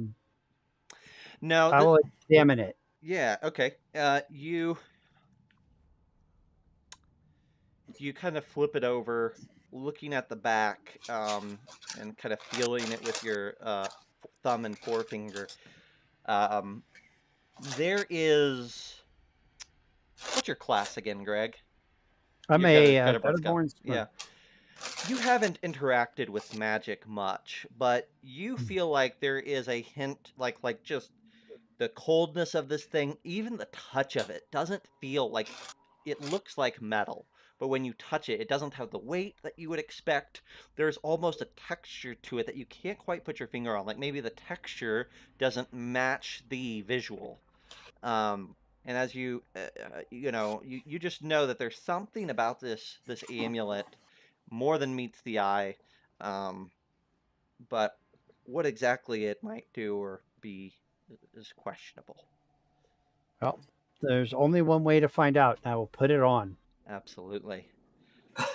I love that. I am not expecting to find any scrolls of identify anytime soon. No. and there's no markings on it to say what it might do. As you lock it, lock the clasps on this choker, um, you don't feel pain or like your body being wrenched out of your control or anything like that. But you do feel a little bit of that coolness kind of settle along your collarbone. Not as if you are not flooding you and not uncomfortably so, but it's almost as if your body temperature drops or the air around you maybe, that's probably the best way to describe it, drops by a few degrees. But that's the only change you can notice. All right. Well, I can live with that. Yes. Cool. Awesome. And that's all Right. there is. And I mean, obviously you could, so the other thing that you could do in this room, quite obviously, is you could tinker around with trying to summon something again. You could level up by just, summoning things over and over in this room. But I'll step back from that. yes, there is a doorway to this other room over here. And you know that there was a doorway to that other area from the outside as well. So it's completely up to you how you want to proceed. I think I look at Harga and I say, I think we should send the bird in. I agree. I'm not- And is it still raining outside? It is still raining outside. So yeah, let's just go right through here. The raining will continue until morale has improved. All right. All right. Well, that's not likely. This is Mork Borg after all. That's right. That's right. Scratches, are you doing anything special as you are coerced to leading the way into this next area? Requested. Entreated. Not particularly. Okay. Let's find out what. Yeah. I do have a question. In my bird form, can I speak? I think that we'll use the Pale One rules, is that you can speak, but in languages lost to time. So that Okay. might come in handy. I like that. You could that might come in handy if you find archaic words lost to time, but not so much with your friends. Gotcha. All right, let's find out what's in this other area. Oh, look, there's no cards behind it. So this is the first time I think that that's happened. Let's find out what this room is, though. Yes, of course, that would be why. Opening the room to this summoning chamber, you find a debris-strewn area filled with all sorts of trash. And by trash, we don't mean just plastic bottles and bits of paper. We mean feces, we mean bits of food, we mean, splintered wood, and perhaps other things. This room is imagine like the show Hoarders. One of those houses that the landlord has to go into when they evict their tenant or whatever. And it's just like you can't even walk into it. They have to start with the room at the doorway and get a shovel. That's kind of the presentation of this area. Now, looking past and through it, you can see a door over here that leads to another room back behind. But you will have to spend some time navigating the trash pit if you're going to get to that area.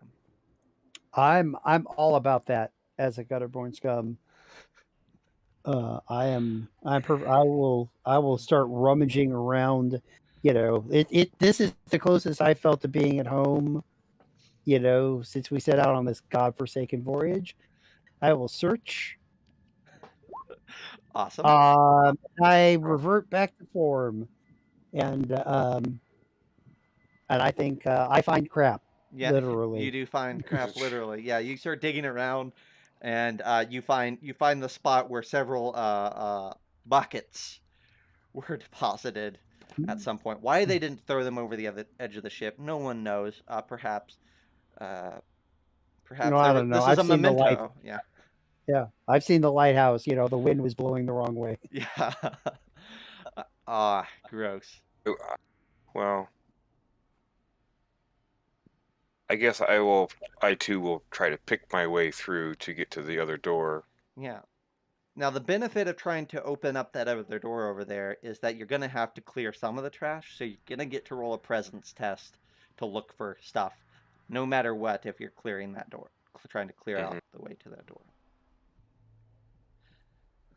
And I assume, can I just fly over it all, or are there obstacles in my way? It's not real. There's not really the headspace to fly. Well, I guess it depends on how big of a bird you are.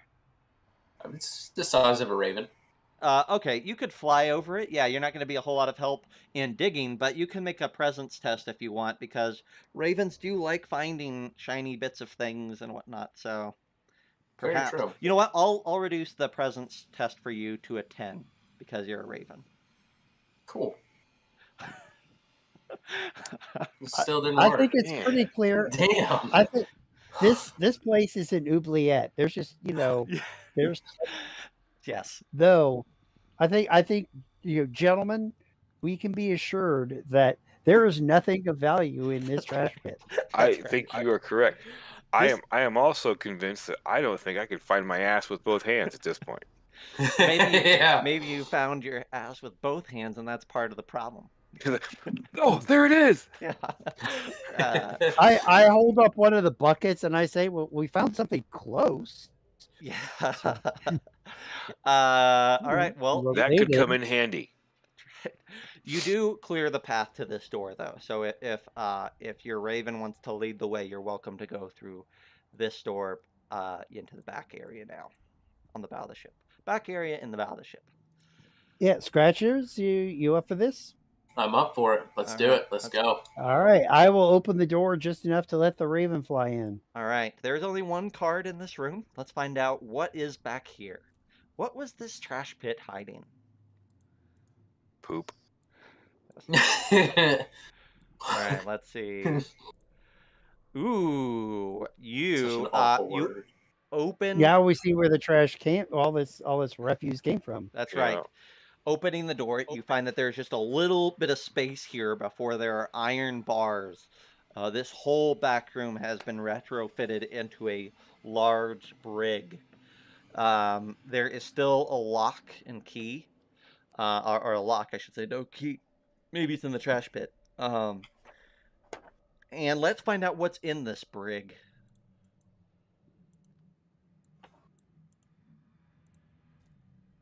Oh, cool. Awesome. Inside this area, Raven, as you flap your way in, you see the tastiest of morsels. Sitting in the back corners along the walls, you see coral that looks like a cluster of human brains kind of clumped against the hull of the ship. I need the Raven to make a presence test, please. Oh, my specialty. Yes. 5. Awesome. I don't know what's going on. I think maybe roll 20 took the Mork Borg aesthetic to heart and was like, we're going to modify what a D20 means to be a D20 minus 12 every time. Yeah, it's like, what the heck? Yeah. As you flap in, you feel a psychic wave course over you. You take 1 point of damage. And because you failed by 2 or more, roll me a d4. Jeez. 4. Awesome. For the next 4 rounds, Zack, you are thrown into fits of madness. What does that look like as a bird? Yes, I have no idea. You determine what that looks like as a bird for you. And the rest of you can kind of determine what you want to do. As you see your raven fly in there, Zack, tell them what they see you doing as soon as you cross over the threshold. Y'all familiar with how territorial swallows are? Mm-hmm. Yeah, they like dive bomb. They will just dive bomb you constantly wherever they build their nests if you get close to it. So that's just me as y'all walk in the room. I'm just flying around like... I was already on some kind of like Mork Borgian black cocaine stuff, so probably pretty amped up and just start dive bombing you with my skull. Oh, Oh, fantastic. Well, it's going to rain for a while because I'm sure our morale is not increasing now. No, absolutely not. Mm. All right. Either one of you who are not mad can make a presence test. Not a bad one, just a regular presence test. Oh my gosh. Hey, Harga. Look at that. Oh, Harga, you know something about brain coral. Looking at it, this is something that actually plagues the Endless Sea. It is a specific type of coral that seems to have a malevolent side to it, and it latches on to hulls of ships and to other man-made structures in connection with water, and it feeds off of the minds of people, kind of saps their intellect, their psychic energies to feed itself, and you can actually see it is drawing energy from your raven, and you could start to see, like, just in a minuscule way, but it's starting to expand already, kind of populating along the can I, hole.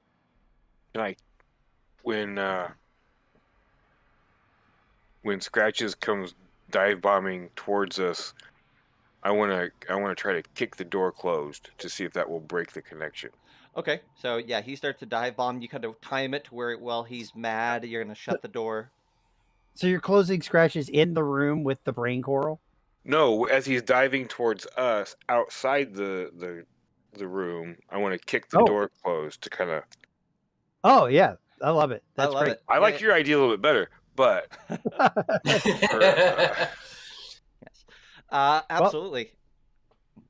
Go ahead and give you an agility test. Let's see if you can do it, time it right to get it to happen without clobbering your raven. Yes, absolutely. So you see the threat. You know that if any of the rest of you set foot in that room, you're gonna also have to deal with these brain corals. So you wait. After a moment, he dive bombs you at just the right time. You slam the door closed, and the bird flutters around you, kind of shrieking, cawing. Maybe a couple times it rams itself into the door like it's trying to get back in.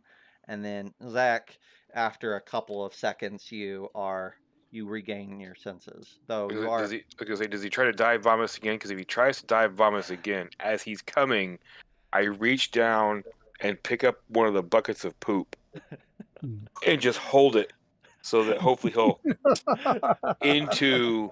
Yes. You the could have poop. softened his landing. Yes. What a shitty thing to do. Well, Oh, I didn't have smelling salts. This was the closest I could come to. Well, you got the smelling part right anyway. That's right. That's right. The smelling sharts. That's right. All right. Well, so those things are clearly bad, but I don't see any reason we need to go in there and smash them. Nope. Are you feeling okay now? Just nod, Scratches. Are you feeling okay now? All right. Yeah. Okay. I think we can leave. I think we can leave this brig behind. There's nothing. Doesn't profit us any. To. So below decks it is. Below decks it is. Let's try and climb underneath our table again so we don't get rained on. Awesome. Yeah, and just so you guys know, we're probably going to do one more room and then we'll take a break. Okay. Now that you've cleared all of this, we'll get you down into the bowels of the ship, and then take a break after that. Chat. If I know there's several people watching, I'll hang out and chat with you guys while the crew takes a break, and we'll go from there. But you guys have a room to decide where you want to start this foray. Is there were there stairs down in any of the three rooms up front? Yes. So there's not stairs in the rooms, but here on the outside on the deck of the ship, there are stairways on either side that lead down to these two back rooms on level 3.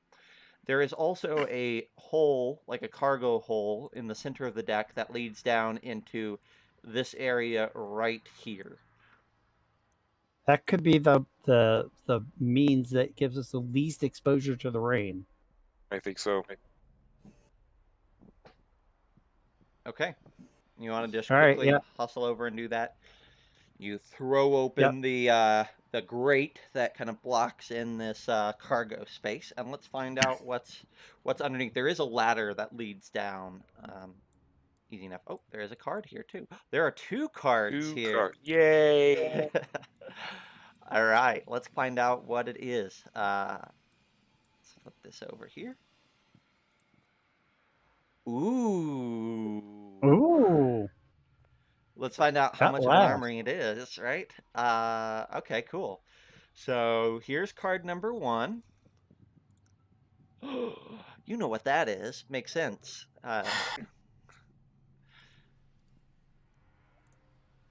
Oh, awesome. Awesome. Great. That looks like... That doesn't look good. No. This break that you speak of after this room may be a lot longer than what you expected. It might be the end of the... Maybe a roll-up new characters kind of break. Yes. All right. So let me describe what you guys get. We're kind of doing a halfway meta play of this, which I kind of like. You guys are all DMs and cool people. So I added, because I encourage people to do it in the book, I added a few things to the tables for what could be found on this ship. And what I did was I added some of the creatures from the core book to the tables, so you're getting a little bit of the true Mork Borg flavor along with the Zack version. In this case, you see an exact replica of the creature that you just encountered hanging out down in the gut of the ship. And you also see next to it, as if it was interacting with this creature in some way, shape, or form, this ethereal wraith.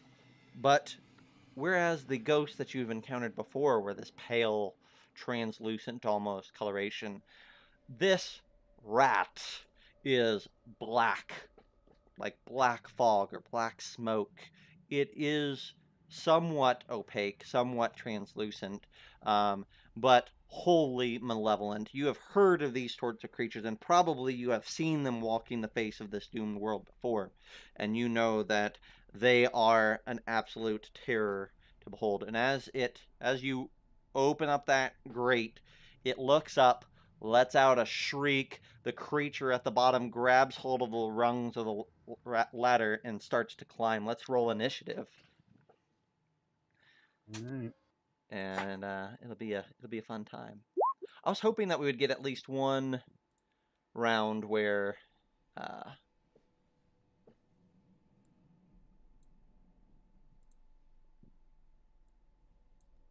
work. Maybe. Nope. Let's see if I can't get this some way, shape, or form.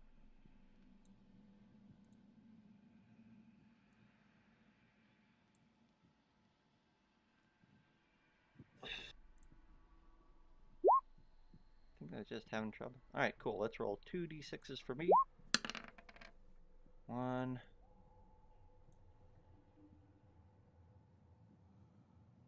2. All right, here we go. Oh gosh. Cool. So it's gonna be, we'll say the scum goes first. So Greg, and then Zack, and then me, and then Troy. Very good. Awesome. That's what I like to see. Greg, you get to go first. What are you going to do? I am going to this critter here is climbing up the ladder at us. That's right. I'm going to try to bash at it with my club. Awesome. No, not pathetic. So I swing and a miss, and I'm going to just try to. I don't want to be. Yeah, you know what?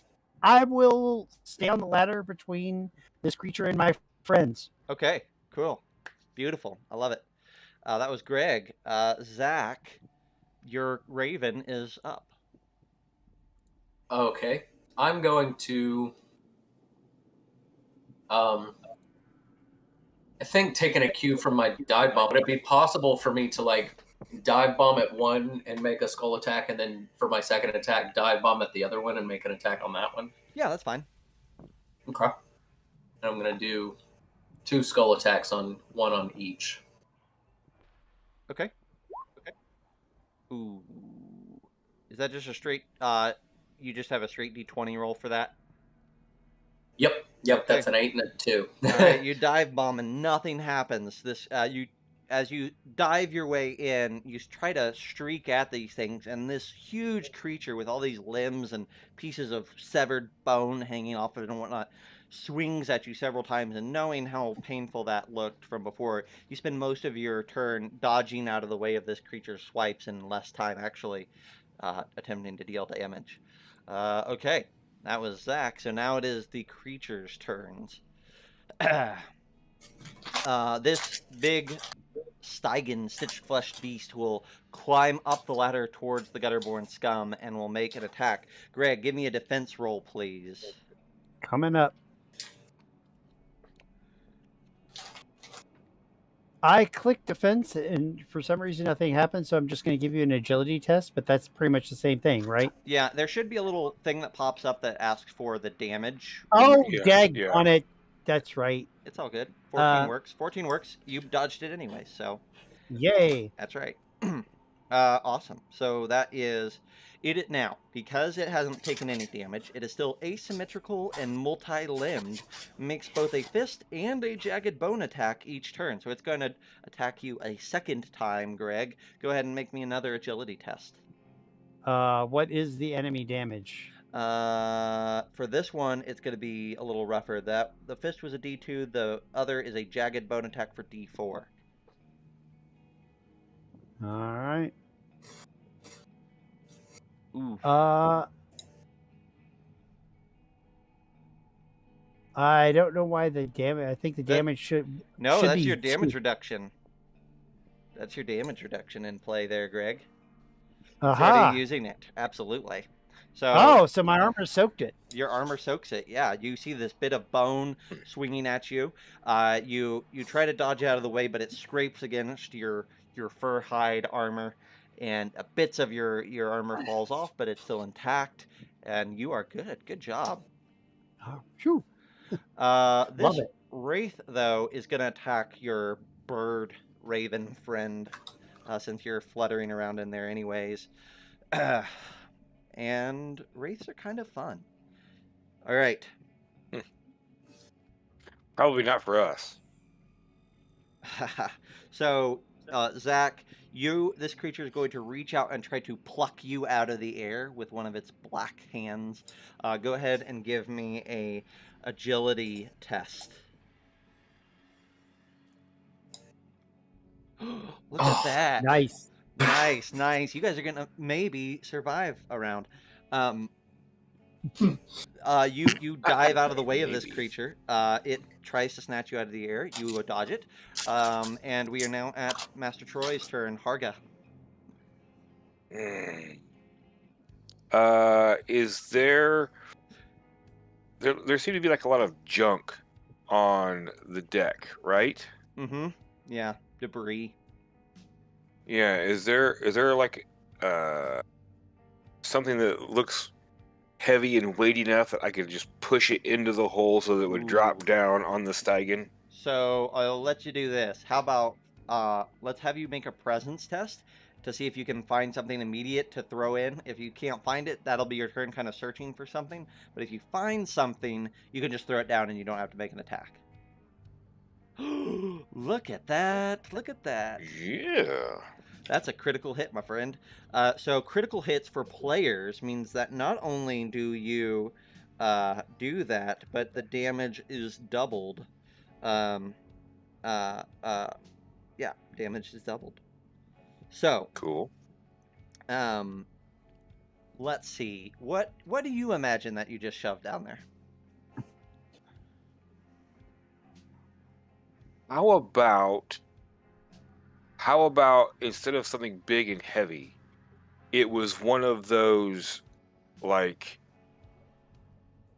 almost like a thick fishing net that has all the hooks and stuff in it. Mm-hmm. And I just found it's all moldering, so I chucked it in there. And as it drapes over the Stygian, and the Stygian is moving with all those extra limbs, it's just threading itself on all of the hooks as it's moving around. It's like, wah! So, I like that a I lot. love it. Yeah. So yeah, I'm gonna let you. I think hooks. I think it's reasonable to do a D4 damage, but you're gonna get to double it. So, give me that roll.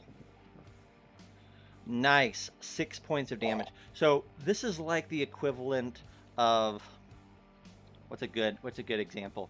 It's like the equivalent of taking a strawberry in your hands, like big ripe strawberry that's at the point of ripeness where it just is barely holding together its form, right?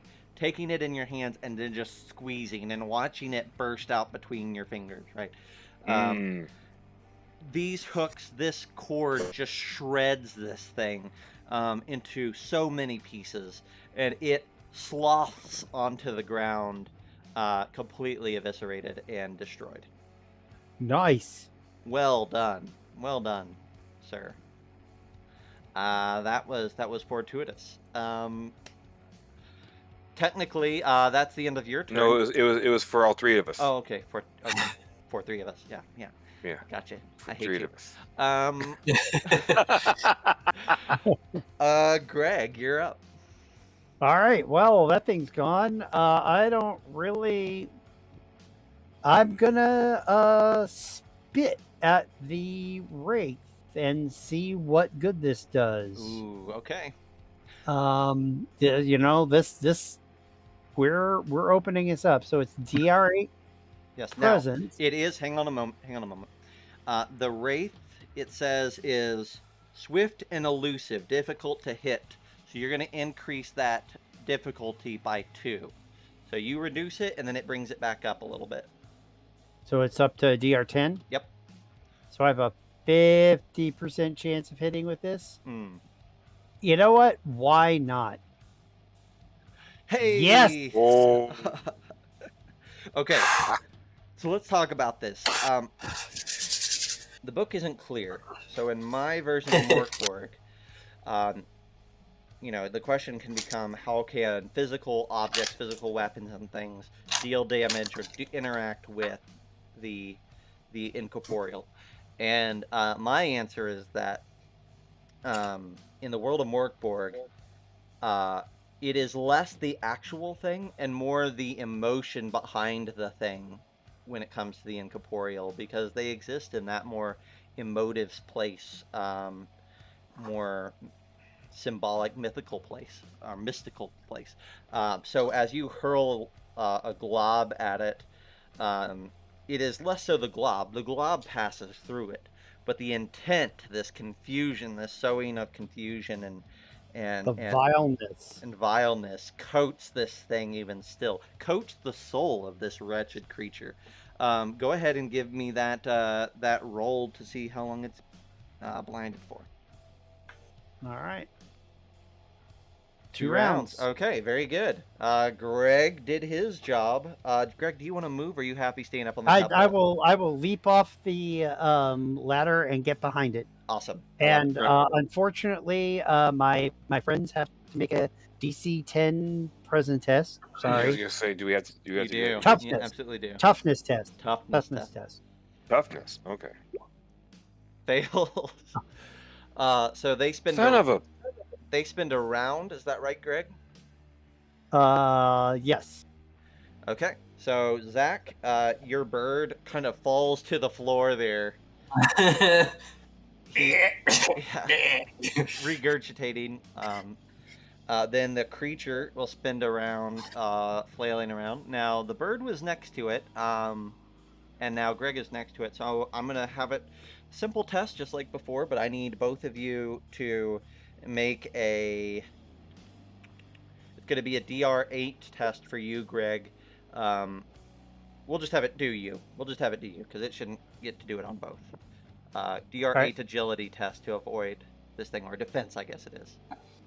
What damage do I put in? Damage is gonna be fun here.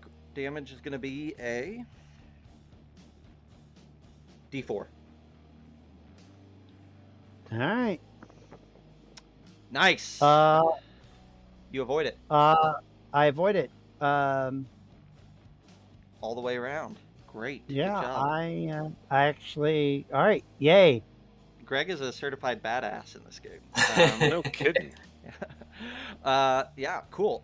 Troy, you also spend your round vomiting. Sorry, guys. But we're back to Greg. Easy enough. All right, and it's still blind. It's so still that blind. should Yeah. decrease the DC or whatever. It should make it less Yeah. swift and hard to hit. Yep. We'll Okay, I'm gonna try to bash it with my club. Let's see how we do. All right. Nope. No. I'm very bad with. This is why I want to be at the armory. I need something sharper than a club. That's right. You're gonna have opportunities here once you can get a moment to actually look around you. That's right. All right, so I'm done. Okay. Back to the creature's turn. It's gonna flail around again. You're swinging at it still. But you know the raven's there as well. So fair's fair. This creature's blind. It doesn't know who it's swinging at. Zack, I want you to make the defense test this time. You are not hurling anymore, so it's just a standard defense test. DR10 or DR8. I'm sorry, DR8.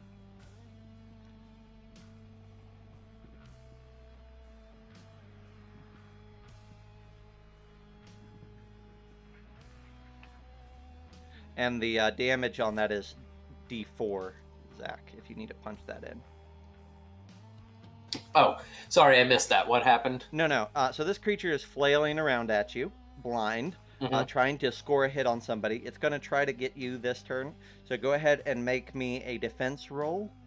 You're looking for an 8 or better, and you need to plug in D4 for damage. Gotcha.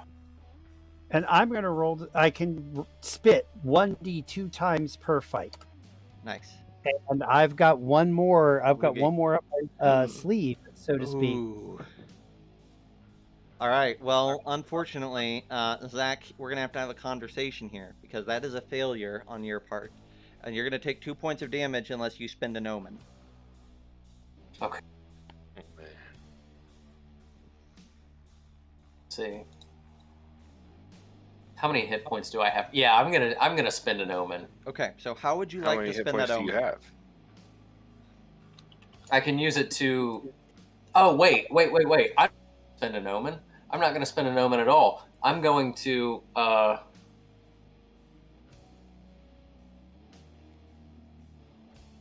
I get, because of my bony skull, I get -1 damage, and I may choose to ignore all damage. Once per round, yeah.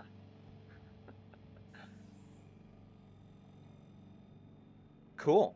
Awesome. You're cutting out a little bit, Zack, but if you're just going to ignore it all, that's fine. No big deal. Great.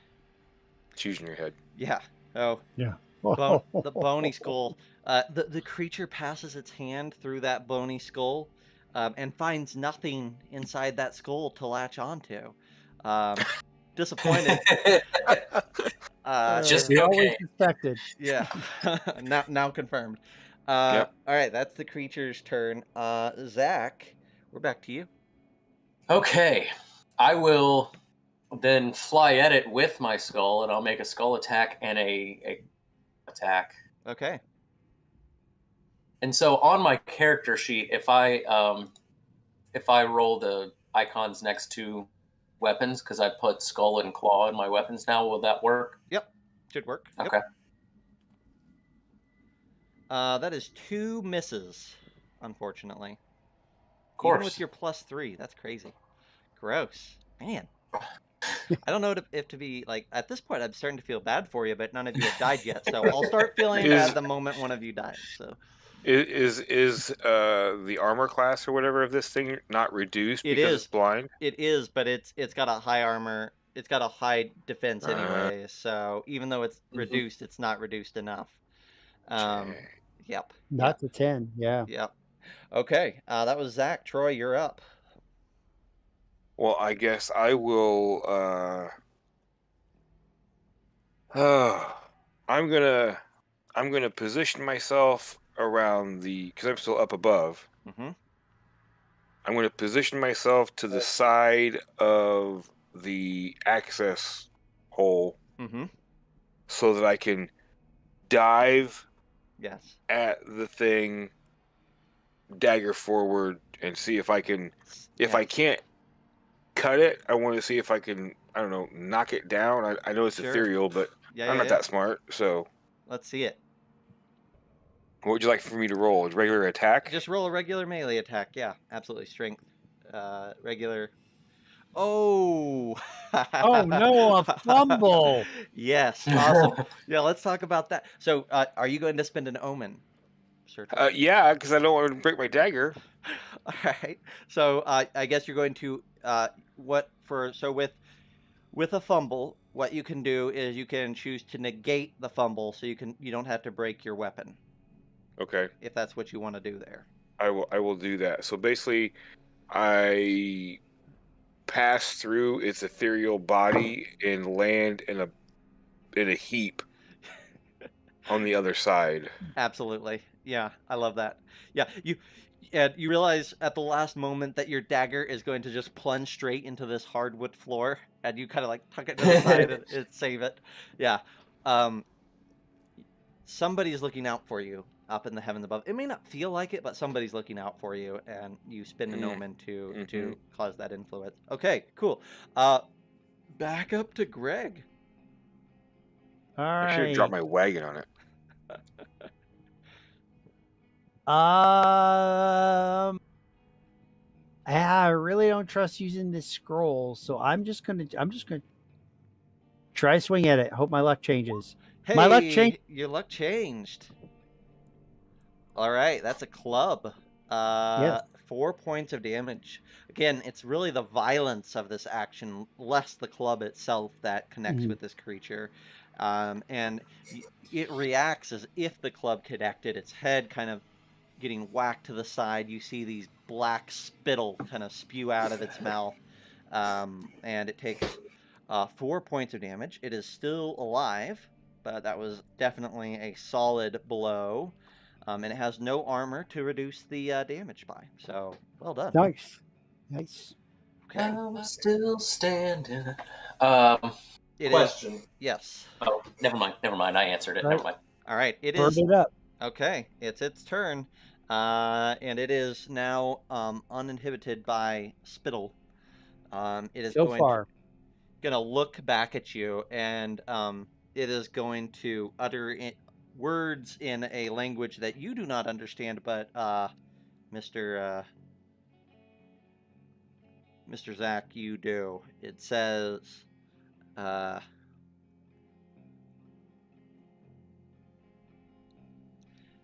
it is giving a curse to your buddy here.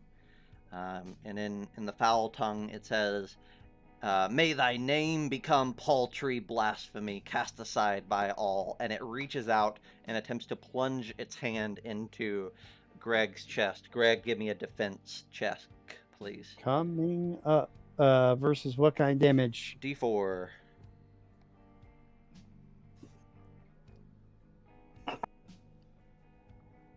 Ooh. Oh, no, not yet.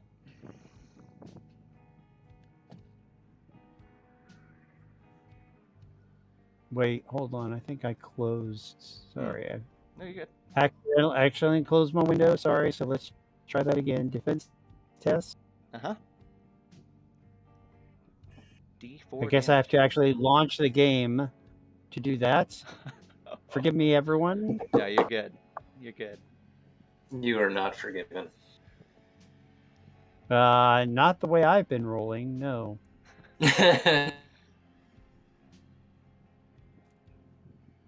All right, so let's try this again.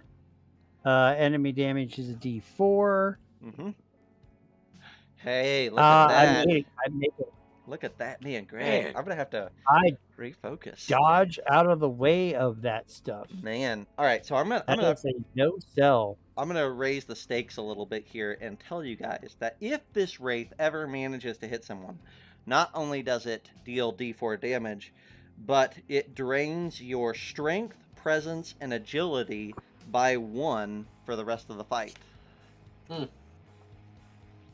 All right. So it is. I disbelieve. Believe it or I not. can feel the coldness. Yeah, exactly.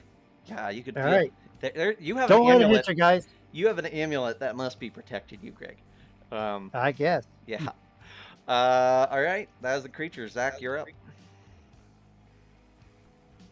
Scratches.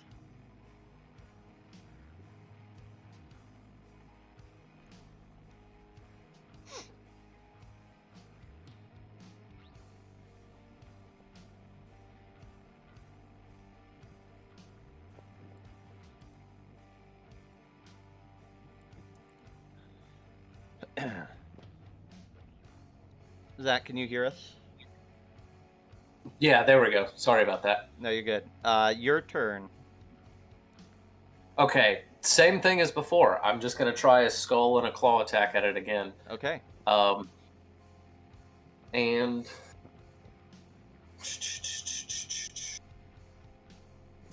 let's see.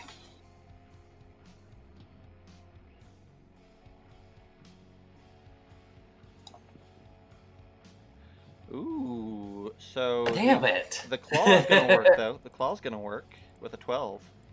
Absolutely. So actually, let me double check that.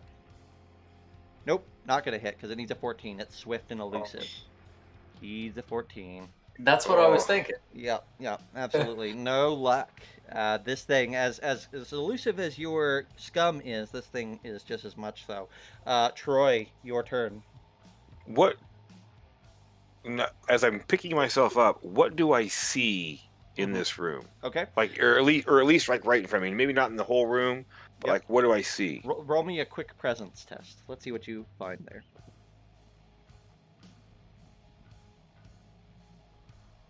14. Nice. Okay. Yeah, you definitely see something.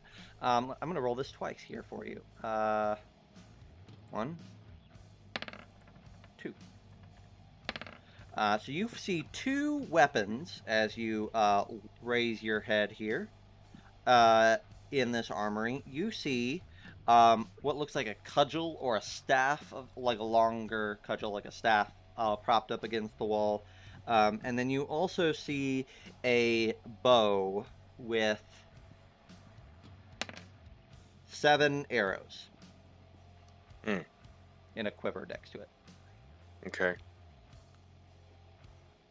Noted. I turn and I attempt to give this wraith a snakeskin dagger enema up its ethereal rectum. I love it. All right. I love it. Let's see what you can do. See what you got. Ooh, so you do. Look at that. Oh, man. I killed it. He's so Oh, excited. that's a 1. That's a 1. I killed it. Absolutely. Oh. I love it. Yeah, you from your vantage point, you have a distinct, like a clear view shot to this thing's rectum, and you. That's right. From your prone position, it's like Samwise with Shelob. You just plunge the dagger straight up. Yeah. It's And like I see its back arch. It goes. Ah! It dissipates. Yes. Well done, Troy. Well done. It was a sneak attack colonoscopy right in the sneaker winker. Yes. Good Lord. Great. Uh-oh. Awesome. You guys are the bomb. Yeah, we did not want that fight to go on for very much longer. Oh No. man. No. Okay. That's awesome. You guys killed the 2 creatures that are in there. You can now loot the room, and then we will take a break. Go ahead, right. Greg and Zach. Why don't both of you make presence tests as well while you're in here? Okay. Greg rolls a 13. He's got success. Yeah. That's not bad. Yeah. For a change. And look at wow. that. All right. There's a lot of weapons in this room for you guys here. Is there any armor? We're gonna find out. Armor is the hardest thing to roll, but we'll find out. Nope, no armor. Not in the armory. They must all be wearing it. Whatever. So Let's find out what else there is. So this is an armory. It does look like it's largely picked clean, but there's been several things that have been left. There are 3 knives. Those are those 3 4s that I just rolled. So you might want to re-kit yourself there. And then with a 9, oh, and there's the staff that we talked about. There's the bow that we talked about. And then with a 9, there is a crossbow, which does better damage than a bow, with 8 bolts. Keep in mind the bow and the crossbow will require presence to attack with. Right, which for me is better because I don't have a -2 penalty on that. Mm-hmm. So I would like to grab one of those 2 missile weapons, but whichever, if one of you wants the crossbow, I'm good with taking the bow. Mm-hmm. Yeah, I have a 1 in presence. So I have a -2. you have a -2. Greg, All right. which one would you like to take? Because it doesn't really matter to me. I'd kind of like to take the I take the bow because you will be more likely to hit, so you take the thing that hits harder. Okay, I will take the crossbow. So the bow does D6 damage, and the crossbow does D8 damage, which is a lot of damage for this game. So keep that in mind. Cool. All right. And I'll take one of the knives too. Awesome. The knives deal, I believe, D4 damage. Now, is there such a thing as like dual wielding in Mork Borg? No. I mean, there maybe is a way for you to get like a way to do 2 attacks, but there's no level. There's very few class abilities, so the only way that you could do 2 attacks per round is by getting like something special, something unique, or a class ability that you roll, or something that kind of gives you that thing. So, okay. No, just bigger weapons are typically better weapons in this game. Okay. And how much damage does that staff do? It does a D4 as well. It's a D4 D4, bludgeoning. So all weapons deal from D6 all the way up to a D10. There's only one weapon that does a D10. There's Zweihander. There's only 2 weapons, the flail and the crossbow, that do a D8, and everything else is a D4 or a D6. I guess if you're just using your fist, you deal D2 damage. Yes. Yeah. Girk says, Troy, you wrecked him. I wrecked him. I just met him. I'm going to take the staff, but I'm just going to take the staff. Yeah. Makes sense. Yeah. Everybody, it's really worthwhile, as you saw with Almost Rolling your natural 1. It's worth it to have a couple of weapons, just so if one breaks or you throw one or lose it, you got another backup. That's right. Cool. What's a gutter-born scum without a knife? That's right. That's right. All right, so we're going to take a few-minute break. When we come back, we're halfway through the ship, but technically a little bit over halfway through with the game because we did all the intro stuff. So we're moving right along, and you only have to kill the 3 abominations, and who knows if you killed an abomination or not. We'll find out already, but you may not have to go through all of the ship. So would you guys like to take a 5-minute break or a 10-minute break? I'm good with 5. I'm good with 5. I'm going to request 10 so I can try and get my modem figured out real quick. Okay. It's fine too. And use the restroom. So, chat, we're going to come back at 10:38, and until then, you'll be listening to some fine music and on our on hold screen. So we'll see you in 10. Nice. See you, Jack.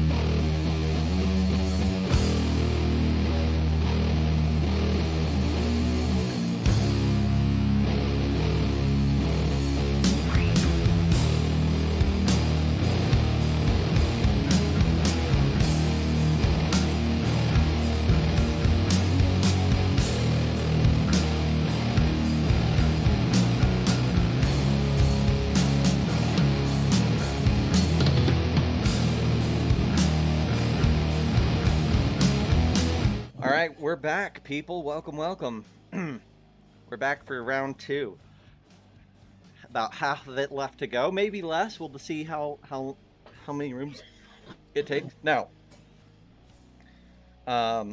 whether or not you fought an abomination or not yet, I'll leave it to you guys to decide. But if you have, then maybe you could say that you've already killed 2 of them, or 1 of them. If you haven't, then we're getting down to the point where there's fewer and fewer cards, and it would be super terrifying for both me and you if we flip over and get 2 abominations in 1 room.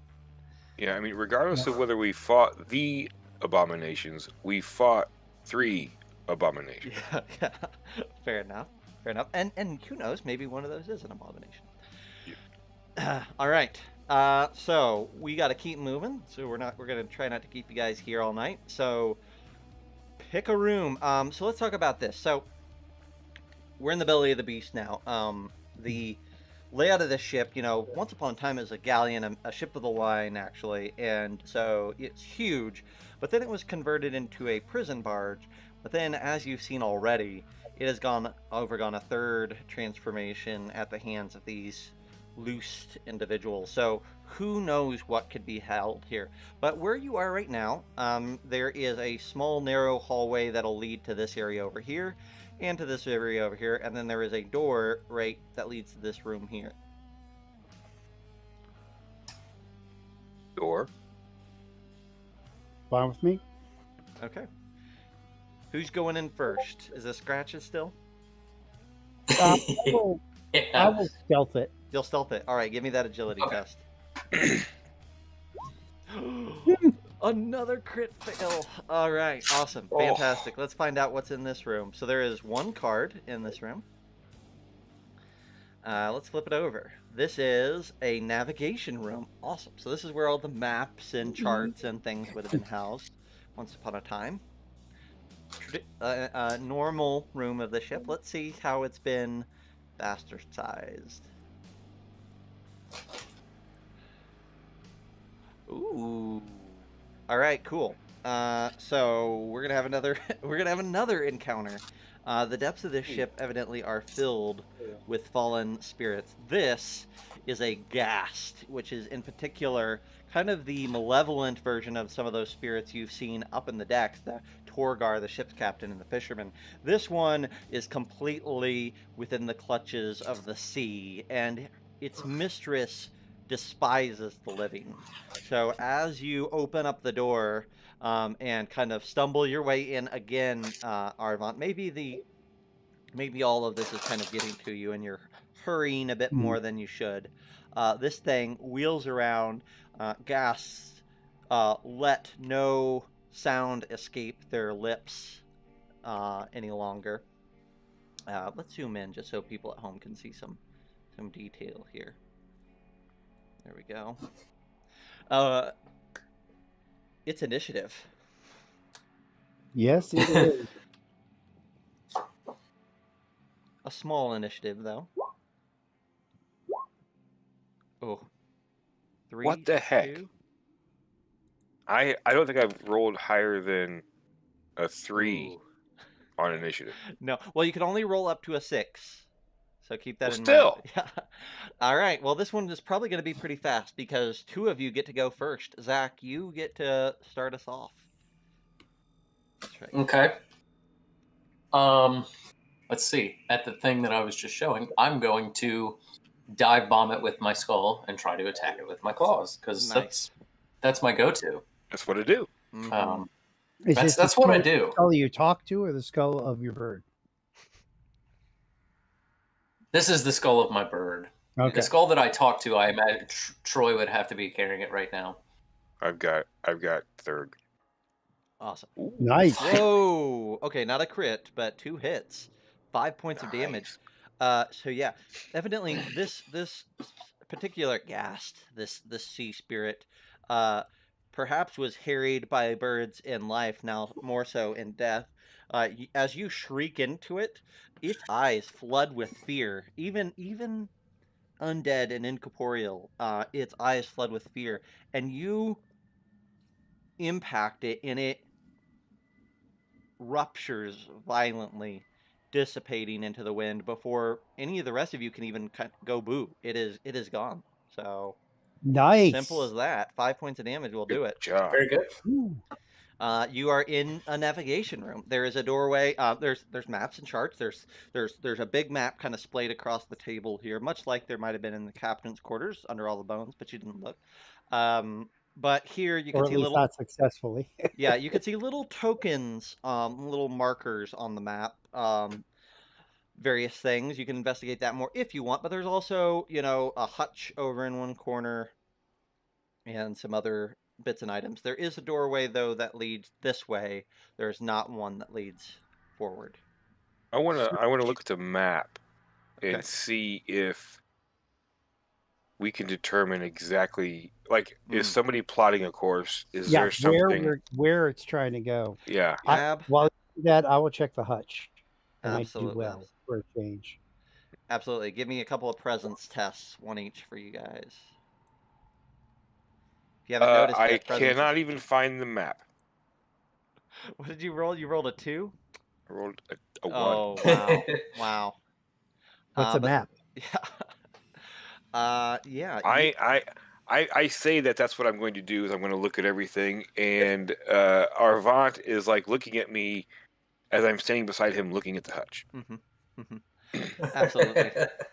Well, here, Greg, you open up the hutch. Go ahead and give me 2 D6 rolls, please.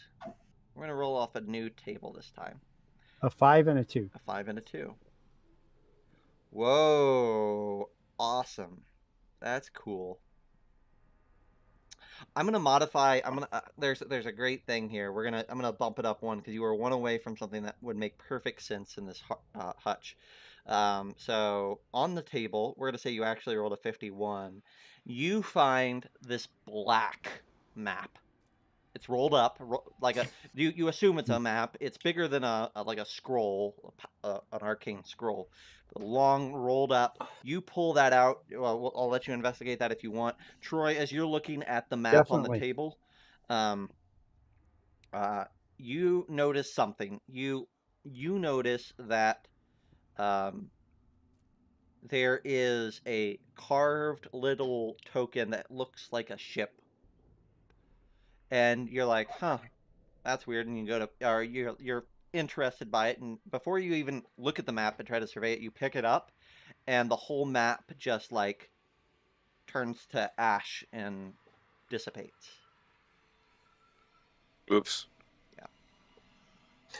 But Greg has a map, so it's all good. I will show you this check out this map. It's black, apparently. Well, here, I cleared off the map table for you.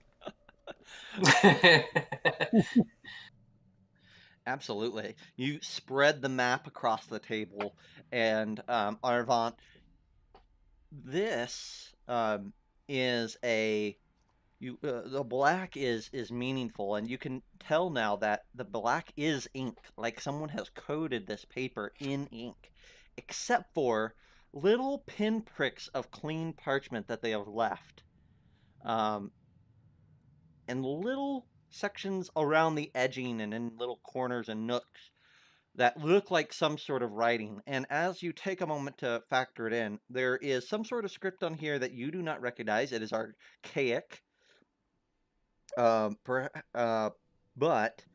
taking a step back, you can tell that this is a beautiful constellation chart.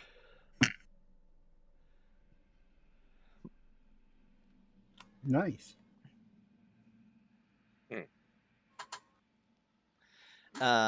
Zack Goings,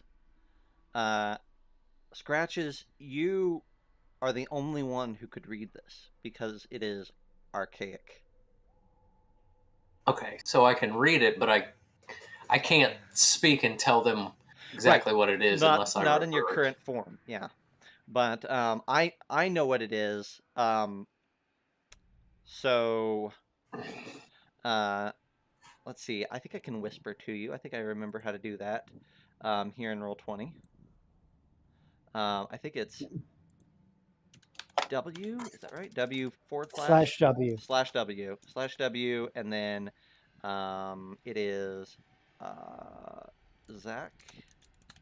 Yeah, I could got write it. the alphabet on a piece of paper and have Oh, him yeah. hop around from one letter to the other. So that- Like some sort of aboard. Yeah. Well, Exactly. here's the thing: is I can just drop form and go back into form, not in combat. That's true. I guess it doesn't matter.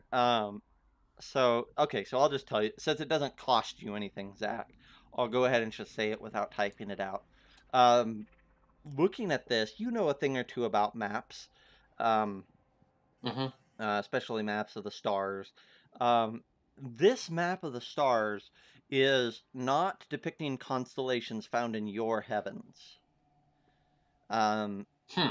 And the notes and markings on this scroll describe constellations and heavenly bodies that you know are in no star fields recorded amongst the histories that you are familiar with. This, you would almost be certain, is from another from another place, in another time, perhaps in another dimension, or another. I don't know how Scratches would conceive of it, but maybe this is the constellations of the heavens or the worlds below. Gotcha. Okay. So I will, upon viewing that, I will, knowing that I can't actively, like, with a shared language, explain that to them, I'll revert, explain it to them, and before I transform back into my boneheaded raven, I will just spend the rest of the time while they're discussing it before I transform back, just lamenting about how disgusting and naked I am. Awesome. Yeah. That's disturbing. The map. I mean, not you being. Hmm.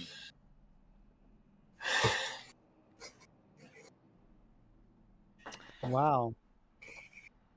So, and so you said we could go forward, but not forward, but not aft, Zach, You or can go aft, but not forward. right? But we could go forward from this room, That's right. right? Forward or aft from that room. Yeah. All right. So, what do you fellas think? Let's just keep following. Let's just keep going. Let's go aft. All right. Aftermath.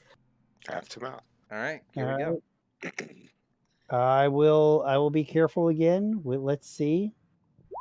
No, do not be careful. Not as pathetically clumsy as last That's time, but right. Just one card, so that's good. If it's an encounter, it won't be the worst encounter you've ever seen. So let's flip over and see what kind of room you open the door to here. Oh, this is a sprawling shrine. Let's find out what kind of a shrine it is. Maybe this other card will influence that. Oh, awesome. Awesome. That's great. All right.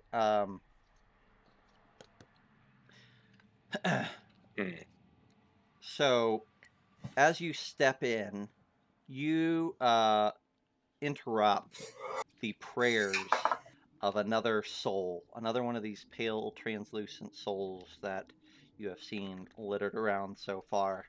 And this soul was in the middle of a kaleidoscope of limbs and bones of different humans, kind of arranged in a artistic fashion on the floor.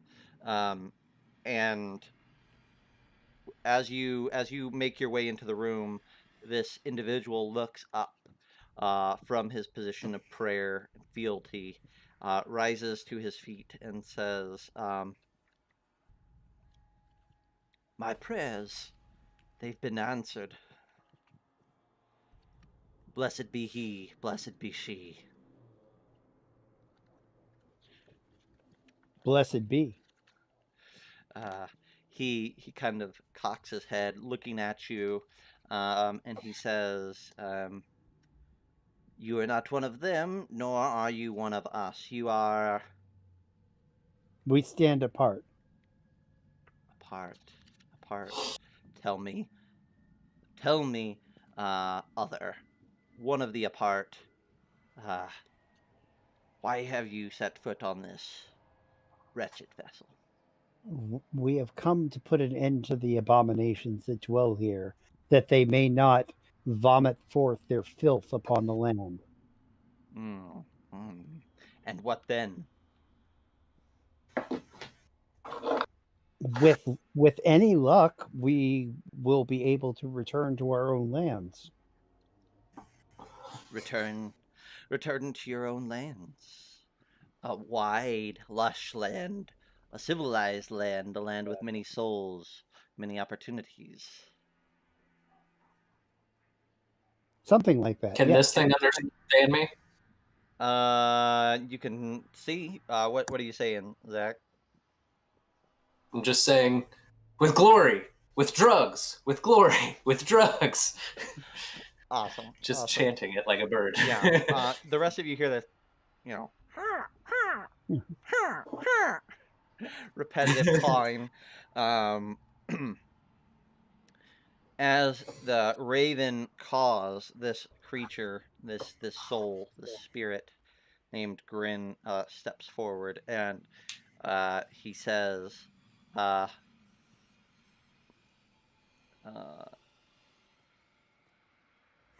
me to join you then. I would walk these lands, visit these places, see these souls, claim these opportunities. I will assist you in your slaying here on this vessel. I mean, yeah, once all that's done, you can do what you want. Delightful. Acceptance. Relinquishment. He takes another step forward, this time almost body to body with you, Greg. I'll take a step back. Yes. As you take a step back, he quickly takes 2 rushed steps forward, and I need you to make a presence test. All right, it's gonna come down to the dice because I have no bonus. Yes, you just need a 12, regular old. So. Oh, sure. And my presence test get a bonus too if he doesn't have that. That's right. So there is that. A 13. Oh, okay. So this entity looks as if he's going to walk through you, like he's that close. And as he impacts you, you feel your whole body go cold. It's starting from the neck, around that collar, around that amulet, and then coursing all the way through you. And you can feel this creature, this soul, press against you as if you were material and he were material. And he looks at you with a confusion spreading across his face. And he says, claimed? By whom? Myself. He looks past you at Harga, and he says, are your companions so claimed by you as well?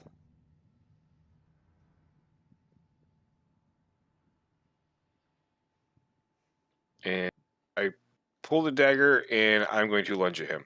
Okay. Awesome. Awesome. Violence. That changes.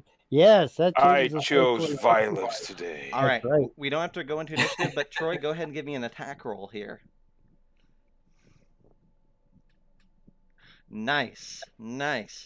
As you lunge forward, this soul, this individual, sees you. There's a wide grin upon his face as he locked eyes with you. You took your opportunity, you rushed forward to stab, and he steps around Arvant and accepts the thrust of your blade directly into his chest. And as you do so, there is a gasp that escapes from him, like a gasp of pleasure or fulfillment, and he disappears. Nice. I don't like that. Oh, yeah. well, but that was about to be some bad touch there. So No touchy. No touchy. Yes. You're good. You're good. So you are. I mean, I say you're good. search. We'll see. But you're in the shrine. Searching the That's shrine. actually, yeah, it's actually a decent roll. I don't know if anything Nice. turns up. Anyone else searching the shrine? Of course. Not that I'll find anything, but Nope. nope. What the hell? Awesome. Look for doors. Look for Awesome. doors. That's right. I'm in the corner. I can't find any doors. Zach, do you want to roll a presence test as well? Oh, awesome. 0. Great. Fantastic. You're All not right, even trying. Greg, give me another 2d6 rolls, please. With pleasure. 46? Looking at a 4 and a 6. Nice. Okay. So you find something really good, actually. There's all these bodies, all these bones and things, but in the center, right where this guy was praying, you see a small vial. And when you pluck it up, you know, as a Gutterborn scum, exactly what this is. This is a vial of poison, specifically the black kind. Specific? Yes, well, in the book it is specific. There are different kinds of poisons, and they are notated by color. In the book, black poison is worth 20 silver. You can use this vial to coat your blade. The next damage that you deal with it, test toughness, DR 14, or D6 damage and blind for 1 hour. Oof. Did you say DR 14? DR 14, toughness DR 14. Yep. Very nice. That's a great roll for you.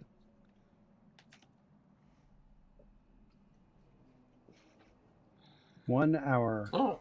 Oh, and I have a knife now. So yay. That's right. That's right. You could also, pour it in a drink or something. It doesn't have to coat a weapon, but Indeed, as long as it's ingested. yep. I don't think the ghosts are very likely to be all into food or drink. So, but I will keep that handy for sure. Okay. Where to next? There's plenty. Yeah. Can we go straight across the hall to this one, or do we have to go back up? You have to go straight across the hall. You can go down to here, or you can go back up and around. Actually, let's go. I like straight down. Okay. Let's go here. What do y'all think? I'm with it. Okay. All right.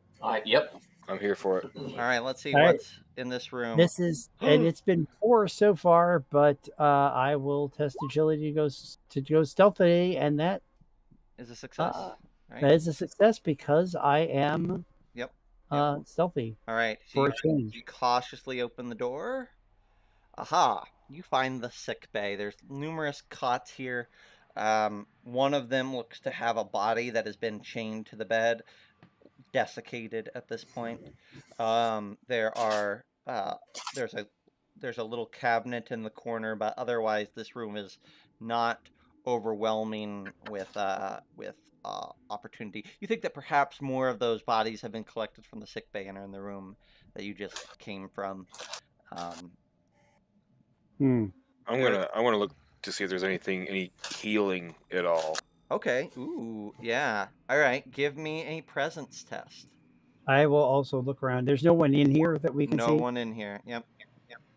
Look at Greg coming in with a 14. I got double digits. That's right. All right, Greg. Making up for all those single-digit rolls at the beginning of the game. I'm going to let you roll on a table that has a potential for healing. Go ahead and give me 2. Oh, and Zack. Oh my gosh. All right, so let's I'm going to let you both roll on some funky tables. What do you need? Roll me 2d6, both of you. 61. Ooh, okay, Greg, you're going to find something cool, but let's see what Zack rolls first. 45. Oh, nice. Wow. All right, this is real. I wish I could show you. It wouldn't matter. The screen's too small.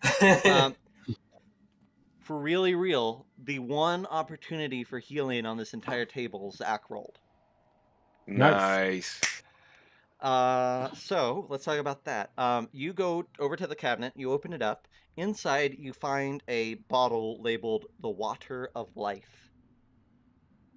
Mm. So you could just note that. We'll deal with it when the time comes, if the time comes. Okay, let me add that to my inventory. Greg, you rolled high enough that you're going to get to roll on a fancy table. Ooh. Fancy schmancy table. So I need you to roll me a d10 now. An 8. 8. Oh.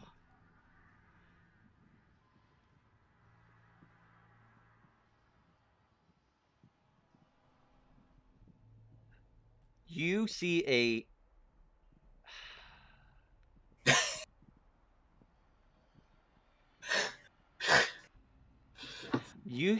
a silver bird cage in the corner. Oh, perfect. And as you get closer, you place your hand on it, and it is icy cold as well. Mm. I love the fact that the water of life is test toughness DR10 or go blind because it's highly alcoholic. That's right. Very fitting. So he is healing Everclear. Yeah, that's right. It's healing Everclear, which is perfect for what I need. Yeah, I'm almost dead. that's right. Hold the touch. So, who knows what it Yeah. does, but you definitely find this bird cage. It's a large cage. Like, you couldn't cram a person in it unless it was a child, but Or shaped like a bird. or shaped like a bird. Yeah. I'll say, look, Scratches, we found you a home.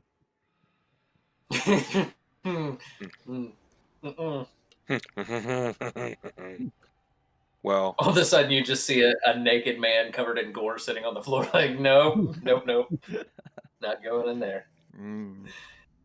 You transform out of the bird, a little bit too unnerved by the sight of the cage. Yeah.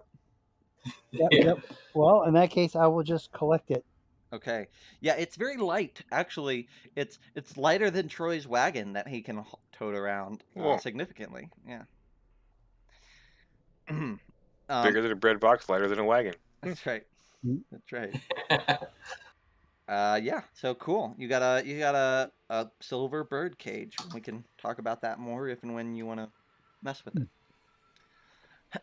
There's nothing in it. I mean, like no birds or anything. No birds or anything. Nope. No eerily lifelike stuff for No, nothing whatsoever. It's just a bird cage, though you're certain it's made of the same magic as what your pendant is. All right. Well, we will claim that. I love it. Cool. All right, you have cleared out a nice chunk of rooms already. There is the only way to go forward is to go back. Where would you like to go? I would say let's go across and take this one and then work our way forward. That's fine. Yeah, you can do that. Does that sound good? Yep. We'll go ahead and test agility to be stealthy. Okay. No. Gosh dang it. Then there's Not 2 this time. cards. 3 cards. Oh shit. I promise this was all random, so we're gonna find out. I just go blundering into this room. Yes, exactly. Into what promises to be a delightful room. Okay, so let's flip it over. Let's find out. Appropriate that it's at the back of the ship, whatever this situation looks like. Hi, everybody. Yes, next to the sick bay. All right, so awesome. So you find the sadomasochist chamber. That's great. Oh, sweet. That's all right. I don't kink shame. Yes, mistress. That's right. So let's no yucking any yums. Yeah. So we'll keep it clean, at least relatively so, for the chat here this evening. But you all can imagine what you see in your own mind. How about that? but yeah, I already have. yeah, that's right. So let's go ahead and let's flip over some cards and find out what is in this chamber. Doing God knows what. Oh my gosh, look at that's the best. I'm so pleased. This Wow. cards tell stories sometimes, don't they? Right. Yes, they do. Let's zoom in for the people at home here. So you find a couple of Oh, covetous souls, but also let's flip over this card. Ooh, wow! All right, cool, cool. And let's flip over this card. Nice. Okay, fascinating. Fascinating. So it's not too bad. Not too bad, firmly in quotation marks. yeah. So there is in this place, obviously, a good amount of binding and chains and things of that nature, right? You see chained, lashed to a piece of timber that's kind of itself lashed to the wall. This individual that is naked and his skin is pocked and blistered over there. That's the crippled captive, and you can see even still like he's very like rail thin. You can see his chest as he's hanging there, kind of heaving ever so slightly with exertion. You can see every rib in his body, things like that. Against another wall, also bound.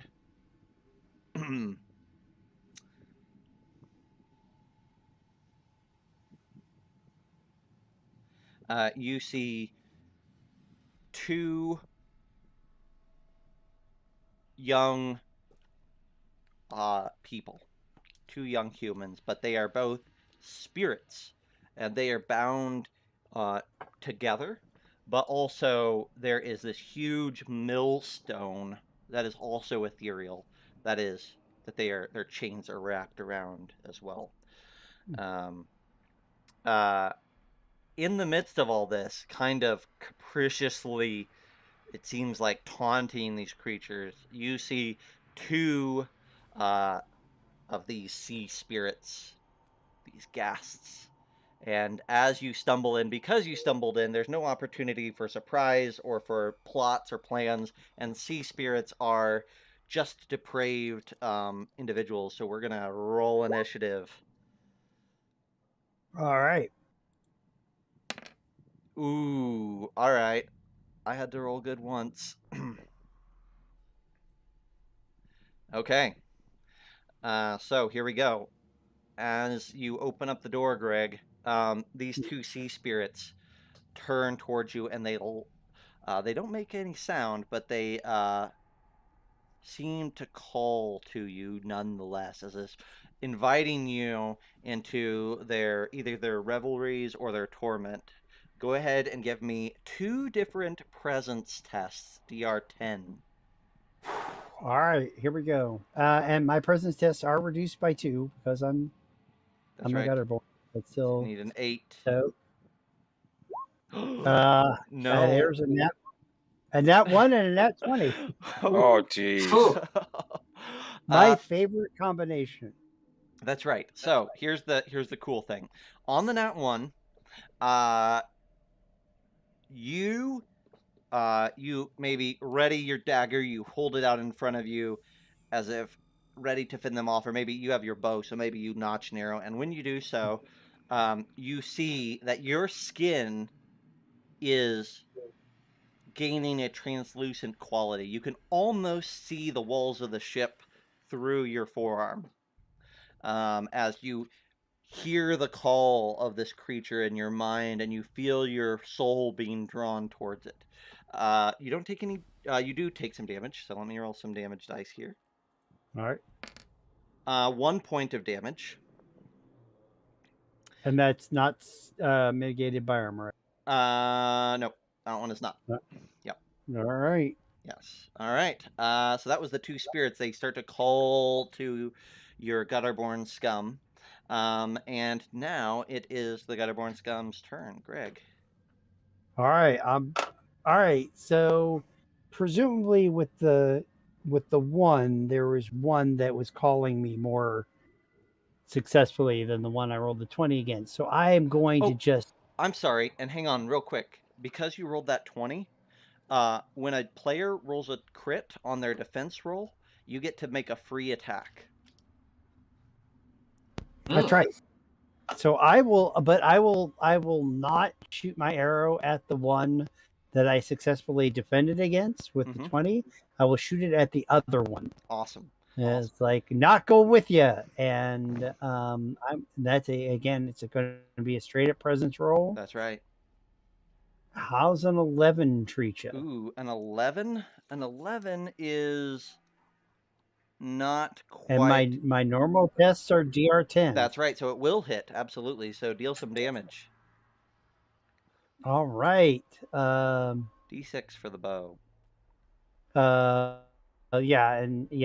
Yep. Sorry, I could have actually rolled an attack roll on that. I just didn't. No worries. 2 points. So you let loose an arrow, and it flies into this thing. It slides through it and impacts the wall behind, but you do wound it. It is still up, though. Now you can take your actual turn. That was your free attack. Ooh, look at that. Boom. So it costs 2 arrows. Make sure you deduct those arrows from your inventory.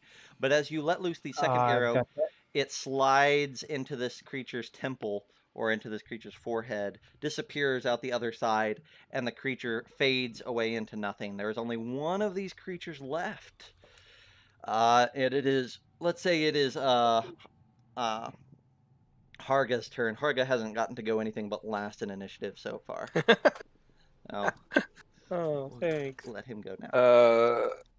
I will advance and slash with my trusty dagger.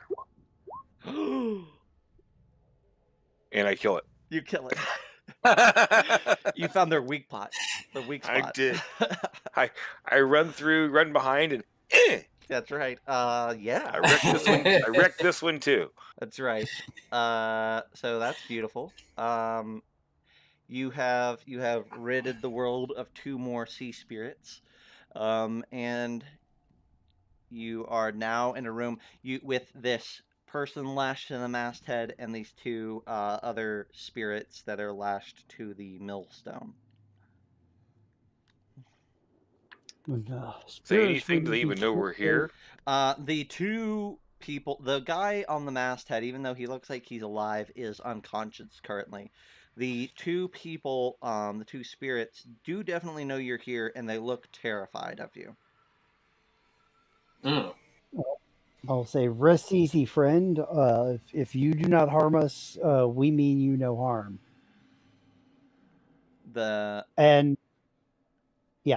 I'll start with that. The young man kind of places himself, moves. You don't hear a chain or anything like that rattle as he moves, even though you should.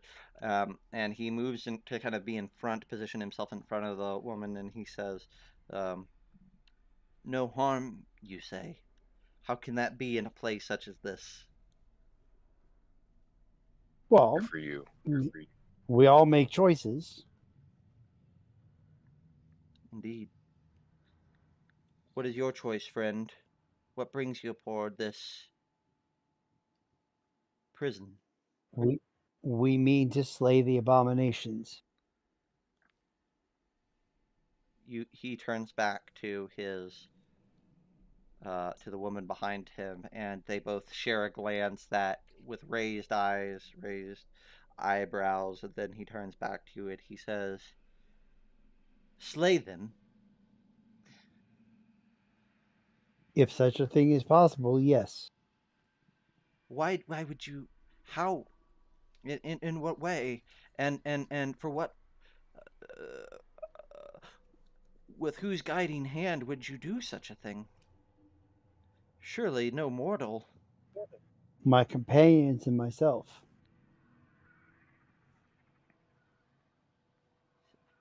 The woman speaks up for the first. And it's yeah. Yes, and it's Arvent, not Shirley. The woman stands up and she says, Arvent, I did not know there were any good people left on this world. Surely you must be 3 of them, if you are to slay these abominations. I mean, there's survival, there's glory, and altruism in this world. Perhaps not. They exchange another glance as if communicating in some unspoken language, and the man says, we had given up hope, and she says, but perhaps there is hope still yet to be had. And she looks back at you and she says, would you carry our hope, good sir? Carry it for us. Carry it with you.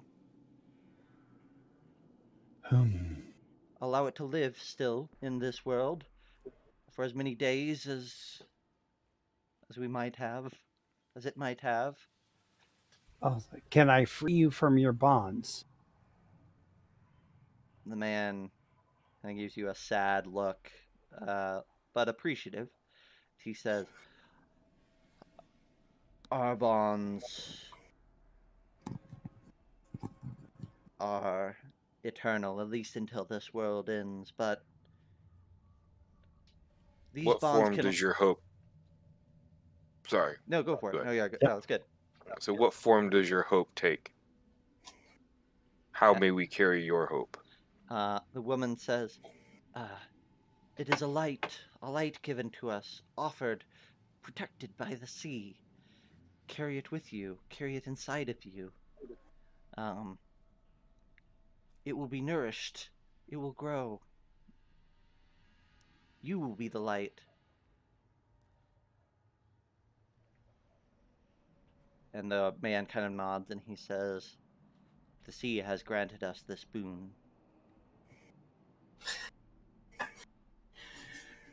Yep. That is Something naively sweet. Yeah, but something about it speaks to me. Mhm. Such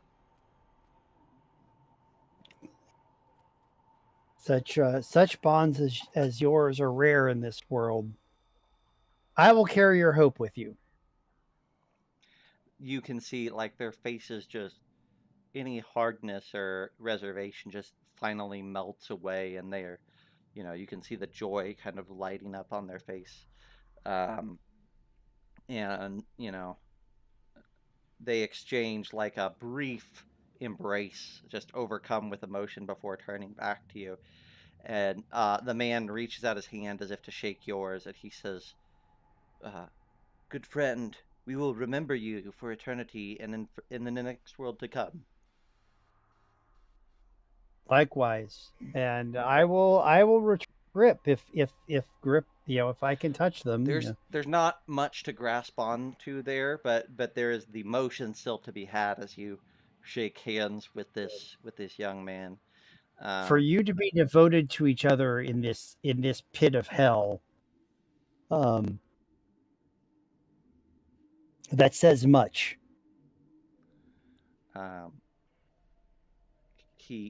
He says, each other is all we've had. And then she kind of steps aside, allows her the space to move forward, almost to the length of her chain, and she says,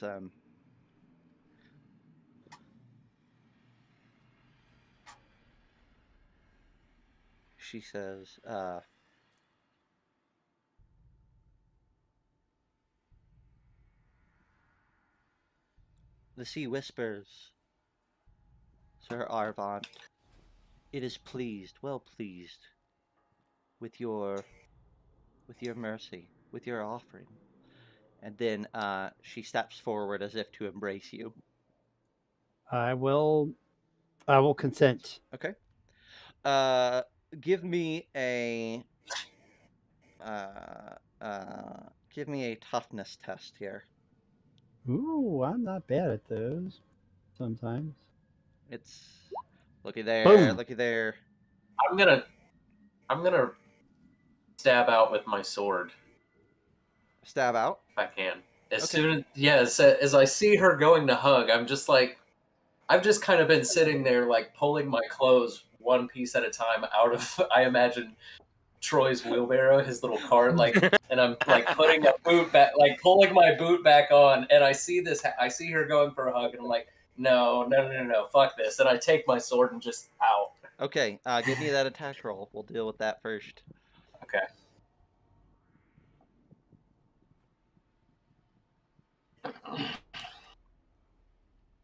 These people are way too hopeful to be real. Like my nihilism does not allow for this.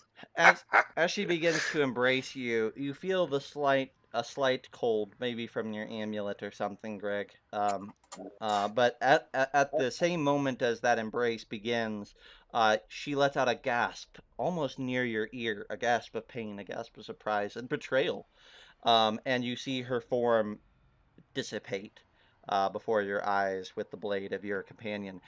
As her form dissipates, a moment later, with a cry of agony and despair, the man also dissipates. Ooh, I thought we'd have to deal with him. Hmm. We will never know if that was for good or ill. And I'm going to turn to this. There's still this captain. That's right. Right? Yeah. That's right. I'll turn to you. And what of you? He is still unconscious. You're welcome to, go over and take a look, but he looks like he is clinging to life with the last tendrils, last few threads. Would it be presence to try to snap him out of it? Wake him up for a bit? I mean, if you just want to like slap him a couple times, just kind of try to, like, hey, you don't even have to make presents. You can just, hey. Yeah, just like shake him a bit. But before you do that, it's like, would he be better off if we just left him alone for now? And if we survive, come back and otherwise, I guess. Otherwise, who knows what he'll do. And I guess I was wondering if he had anything, if he had any insights to offer. But I guess we can leave him alone. I mean, I just throwing that out there just in case, He's not a threat, or doesn't seem to be. No. So yeah, that makes a certain amount of sense. But he could. Well, physically, he's not a threat, but he could. I mean, we'll find trouble on our own. That's true. There's a door right to the north, or yeah. So. Yeah, you're right. We can leave him. We have abominations to find and slay. Okay. Well, let's go through the door on the north. Who's going? I'll stand up. I'll stay fully dressed now, pulling my boot on, and just walk through the door. Okay. Yep. All right, here we go. Let's see. One card. Very nice. This would be a nice, quick one, I'm sure. I'm sure. We're running out of cards, people. We're running out of rooms. Ooh. We have Arvant's favorite kind of shrine. The fecal covered variety. Oh man, that stinks. That stinks on ice, as one lovely Greg would say. That's right. Let's flip it over. Let's see what you get. In this fecal covered shrine. Ooh. That doesn't look good. So now we die. Appropriately, you find Ravgarig, one of the 7, next to the sadomasochist chamber. Here, I'll give another graphic for people who want it. I don't know that I have one actually. Let's see. 7. I do. Here's an alternate graphic for you. Oh, that's cool. Ooh. Yeah. So let's have a chat about this guy. So he is, he's got on a set of trousers. He's got this leather mask covering his face. He's got a binding of some sort around his mouth, in up between his teeth. Uh, Surely self-imposed at this point because there's no bindings on him. He saves those for others. Um, but as he sees, as you open the door, not stealthily, scratches and open up, he wheels around with an energy, with a exuberance to his step. He sees you, and it's like his whole body shivers in intense anticipation. And he lets out a bellow Ew. through the bindings in his teeth. You see him draw two blades from either from his sides, and he starts to leap forward. It's going to be initiative. Yes, it is. And true to form, I rolled a 2. I love it. I love it. Boom. Initiative. There we go. Whoa, look at the Gutterborn Scum rolling a 7. Nice. All right, Scum, you get to go first against the first of the 7.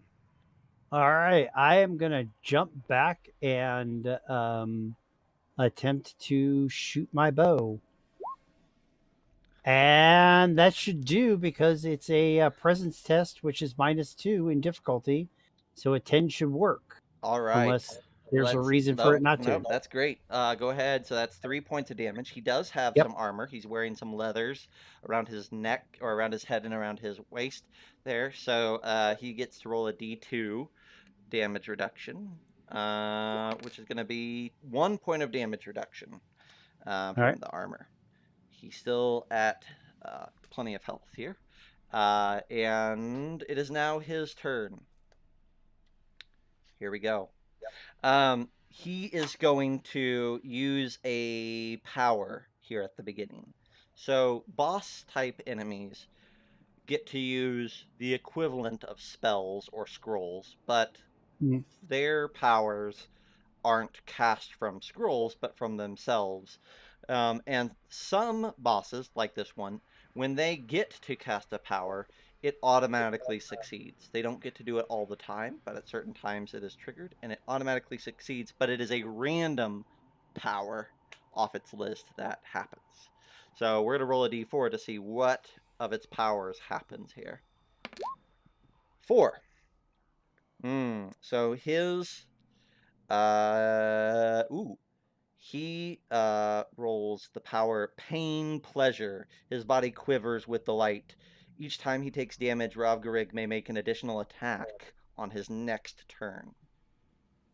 So we're gonna, deal some damage to him, and he'll get to swing mightily next time. That's his turn, though, was to get kind of juiced up and ready. Zack, your turn.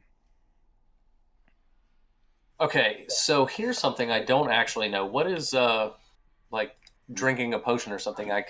I think that would be considered an action, right? It would be. Yep. Okay, I'm gonna drink my my life water, my water of life. Okay, awesome. I love it. First. So let's give you that. So first off, go ahead and roll the D8 for your healing. Okay. You can only heal up to maximum. Any extra just goes away. Yeah. So roll the D8. 4 points back. Perfect. Full health. All right, and then give me a toughness test, DR10.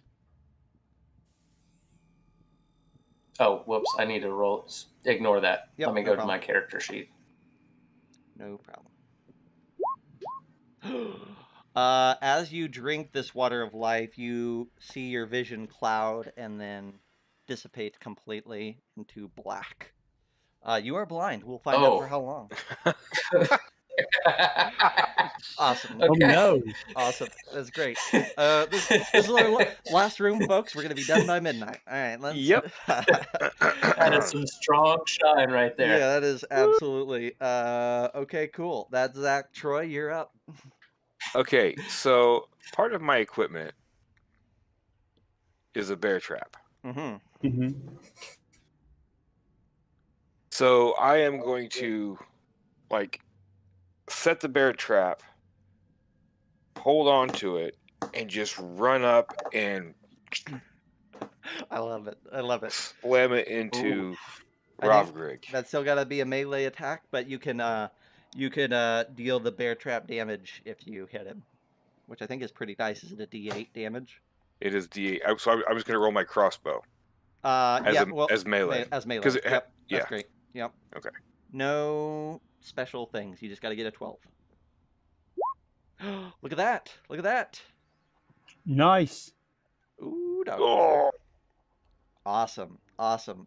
Yeah, so you run forward with this bear trap, and it chink, teeth sink into this guy, and you hear him howl again, but that's that pain pleasure talking, not necessarily Yeah. agony uh-huh. in the kind you would imagine. What else does your bear trap do? Anything, or is it just a clank clank and it's? It's just hard to spot and does D8 damage, doesn't say anything else. Okay, that's good. Nope. So you did you did nice damage there. 4 points is significant on just about anything. Cool. That was Troy's turn. Greg, you're up. And Yep. well, doesn't he now get to On his turn. So what happens is every time he gets attacked, it gives him another attack on his turn, right? Gotcha. So All right. he's building a pool. All right. Exactly. So I have two questions. This black poison, Yes. can I do? Is it a whole action to apply it? Yes. It is a whole action to apply poison to a blade. Can I apply it to an arrow? Yes, sure. And you All know right, what? I will say, this doesn't really make sense, but I'll say that you can have 2 arrows if you're only using arrows with it. All right. I will apply the poison to 2 of my arrows. Okay. On this turn. All right. And I will, since I'm using a bow, I'm going to scooch as far away out of melee range as I. Okay. Awesome. So this is going to be he rushes forward and he's going to come after 1, 2. It's going to be Harga. 3, 4. It's going to be Scratches. Sorry, guys. Scratches. He's coming for you. So he typically gets 2 attacks per round, but because of Troy, he's going to get 3. Which is appreciative. But he has his knives, which they're like your knives, so they only do a D4. So Zack, I need you to make 3 defense tests with a D4 damage. Let me lower this down.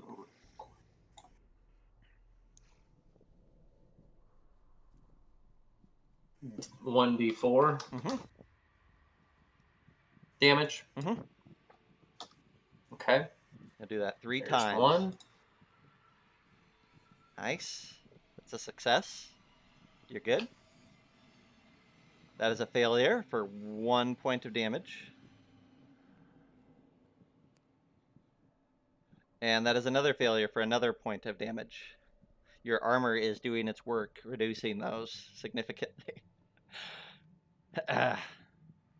Yeah. So 2 points. Perfect. Glad I drank that potion. Yeah, no kidding. Awesome. Great call. Great call. I mean, you're blind. Actually, you're blind. I'm going to rule that top one also hits you. But it's only for... Okay. Yeah, so it's another point of damage. Because I think your defense score would be lower being blind. I think that's right. That would be fair. Yeah, so 3 points of damage instead of 2. But Rovgrig is done now. He who prays. We are back to let's see, we did Greg, so now we're at Zack. Your turn. All right. In my blindness and my stabbedness, I'm going to try and stab out at it. Okay, so with my sword. We will increase the difficulty here. You are blind, so we're going to do the same thing as we did before, which is instead of DR 12, it's going to be a DR 16 to hit. Okay. No. Oh, that would have been great damage, too. Look at that. No luck. Anything else, Zack, that you want to do on your turn?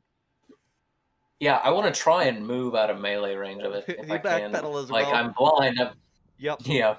You flee backwards, leaving Harga alone in front of this guy. Speaking of Harga, you're up. All right. right. Gonna attempt another enema. Awesome. Look at that! All right. 2 more points of damage. Good job.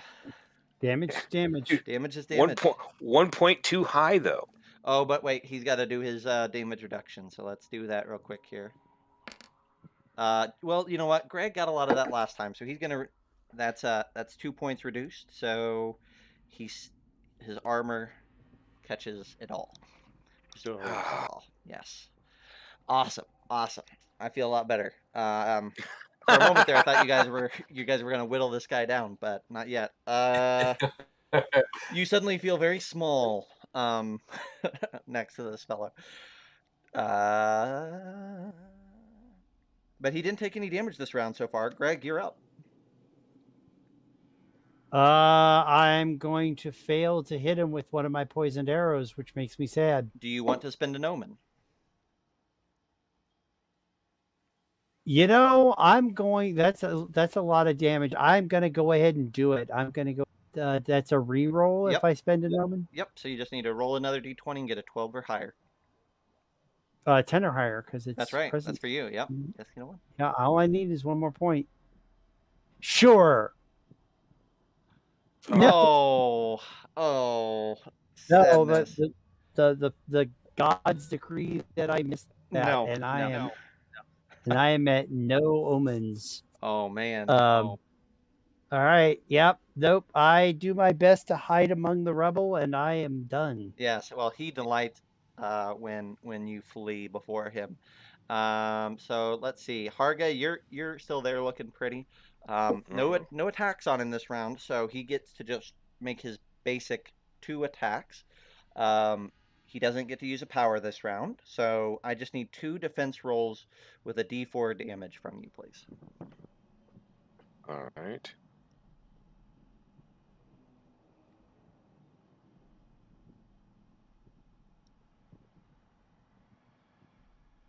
Ooh. One more. All right, so the second one is a success, but that first one is a failure. You're going to take 3 points of damage as his first blade finds an opportunity and caresses your skin, drawing blood. Awesome. Awesome. I believe that was 2 rounds of his attacking wise. So the next round, we'll see what happens. But it is Zack's turn now. Scratches. Okay. Hopefully out of range, I'm going to start turning into a bird again because I can attack twice. So I'll spend my round turning back into a bird. Awesome. All right, Troy, you're up. All right. It's definitely like a Marvel movie, like the Hulk, only way less impressive and way more gross. Yeah, and I'm just like, I just got dressed. I just changed. Nope. I did Nope. nothing. Nope. All right, Greg, you're up. All right. This is my last poison arrow. I have no more omens. It's all down to luck. That's right. Wait. No, roll. I'll let you roll that differently. Go ahead and give the real. The attack roll. Yeah, there you go. Hey, That's look it. at that. Oh, 5 points is great damage. Great. Yes, damage. and that is my last poison arrow. And he has to make a toughness test. Is that right? He does. It is a DR 14 toughness test. He will take another D6 damage and be blind for an hour. Okay. I'm going to roll. I'm going to say this guy, based off his hit points, I'm going to say he has a plus 2 to that because he has quite a few hit points. Yeah, and he's tough. Yeah. he's beefy. So we'll do D20 plus 2. Look at that. Look at that. Oh, That's a nat 1. That's a nat 1. Look at that. Ooh, doggies. So you know what I'm going to do? Because it's a nat 1 and it's on a poison test, but it's tied to you.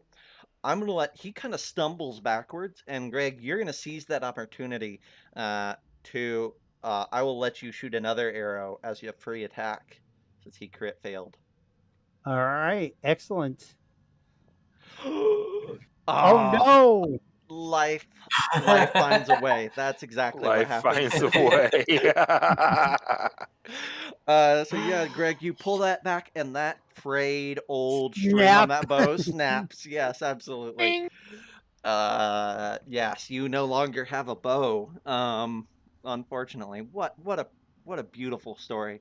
Um, What a beautiful, It totally is. such a beautiful so- tale. but he's blind now, which is gonna make it all worse. So he's gonna rush forward. He And kind he of gets another D6 of poison damage too. on his turn. Yeah. So he Yeah. I don't know. It says D14 toughness versus D6 damage and blind for 1 hour. Yep. You're right. Absolutely. So he's taken 15 I points rolled- of damage. He's almost dead. Good lord. I rolled a 5. Awesome. Yeah, so he is, you can see that blackness kind of spreading across the skin as he stumbles forward. He obviously knows where you guys are. You haven't been able to move yet, but even in his Oh, I'll blind... move. Yeah. After breaking the arrow, I will shift positions. You All bet. right. Well, he's gonna swing at Harga then, since Harga's right there. Harga, I'm gonna make it, instead of a DR 12, it's gonna be a DR 8, but he's gonna get to swing 1, 2, 3 times. So you got to make 3 defense tests, DR 8.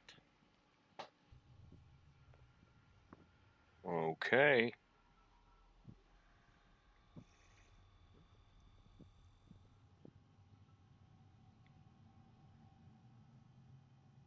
Oof.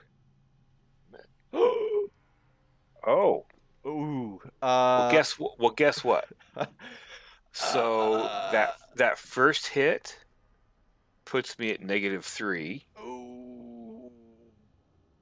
and Oh, so I don't know what that means for the 15, and I don't know what that means for the crit fail. So let's take care of the -3 first. Don't you have some scrolls that will let you heal? Just I because... do. Okay. So I don't feel too bad.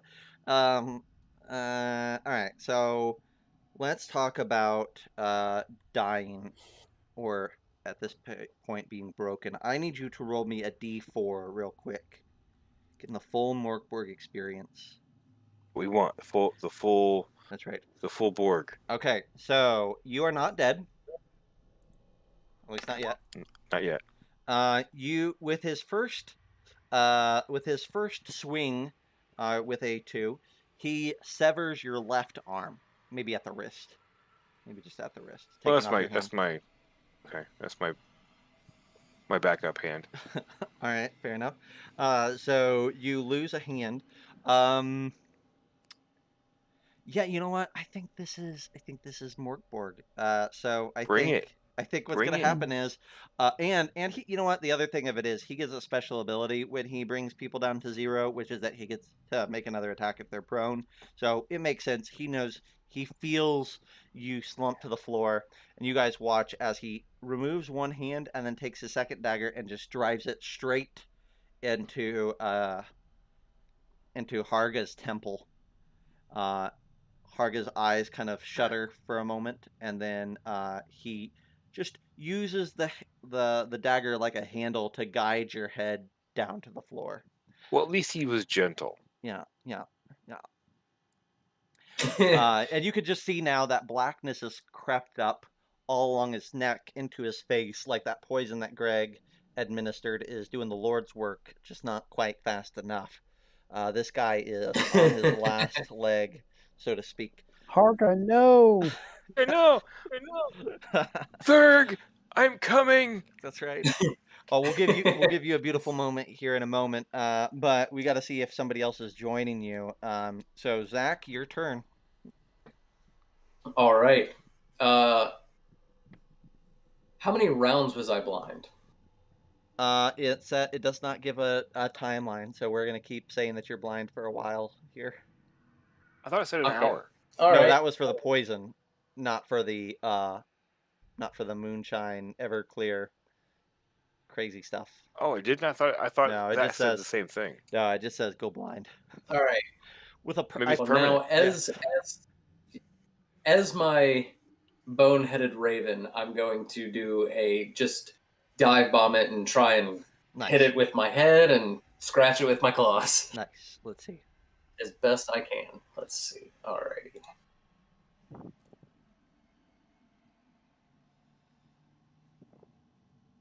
Oh no, no, Uh-oh. Nope. nope, and nope. So you are harrying this creature, but it's harder to harry a creature that's blind, and your dive bombs are not as effective as you wanted them to be. Greg, Well, we've got like blind on blind action. blind on going blind, here. yeah. Hot blind on blind action. He's All right. he's dive bombing like me. That's fair. That's fair. This is what I'm going to do. I'm going to run over to Harga's body. I'm going to dive forward. I'm going to snatch up the crossbow, roll over, come up, and shoot him with it. Nice. I love it. Give me that. He is blind, so hopefully. Yeah, you'll get it. Now I deleted the bow. This is all. So Or I'm take just going the to roll dagger. present. Or take the dagger. If you roll a 1 on damage, you instantly kill it. I'm better. I've got a -2 on strength attacks. That's- I'm better at pro. that's fair. So I'm gonna roll pro. Oh, and I missed. That whole maneuver. Oh man. I totally missed. All right, you But got I've got a look- melee weapon. That's but all it right. looked I've cool. got a But it ranged weapon. Yeah. Okay. All right. Well, he's gonna swing at the bird because the bird's fluttering all around him here and trying to harass. At least it's blind on blind, so it's. Let's say it's DR10. I think that's fair to still make it easier for you. You're gonna have to make two defense rolls with D4 damage. Alrighty. Oh, let's see. 1d4. There it is. Guess he could have used a power today too, or no. But look at that! Look at that! You get a free Oh. attack. So you take 1 point of damage first off, Zack. So go ahead and add that. Okay. Alrighty. And I get a free attack? Yeah. Okay. Be Pecker. No. Or Didn't not. need much, but you need more than that. Hey, do you want to re-roll? Oh yeah, I have omens. Let's do it, man. Because we're about to Yeah. die. Yeah. This is not working out well. So I can use an omen to re-roll that completely. You re-roll the d20. So just roll the d20 Okay. and you'll get whatever. Hey, look at that. Ooh. So you still do 4 points of damage, but 4 points is enough. You describe your raven killing this character. Okay, so I'm gonna take a loop around the room, and in my blindness, I'm just going to, in my best estimate, like make a circle around and like fly head first, wings back, straight through the front of its skull and out the back, and just Nice. explode Little its left. head, just in a bloody Little gore. left, little right.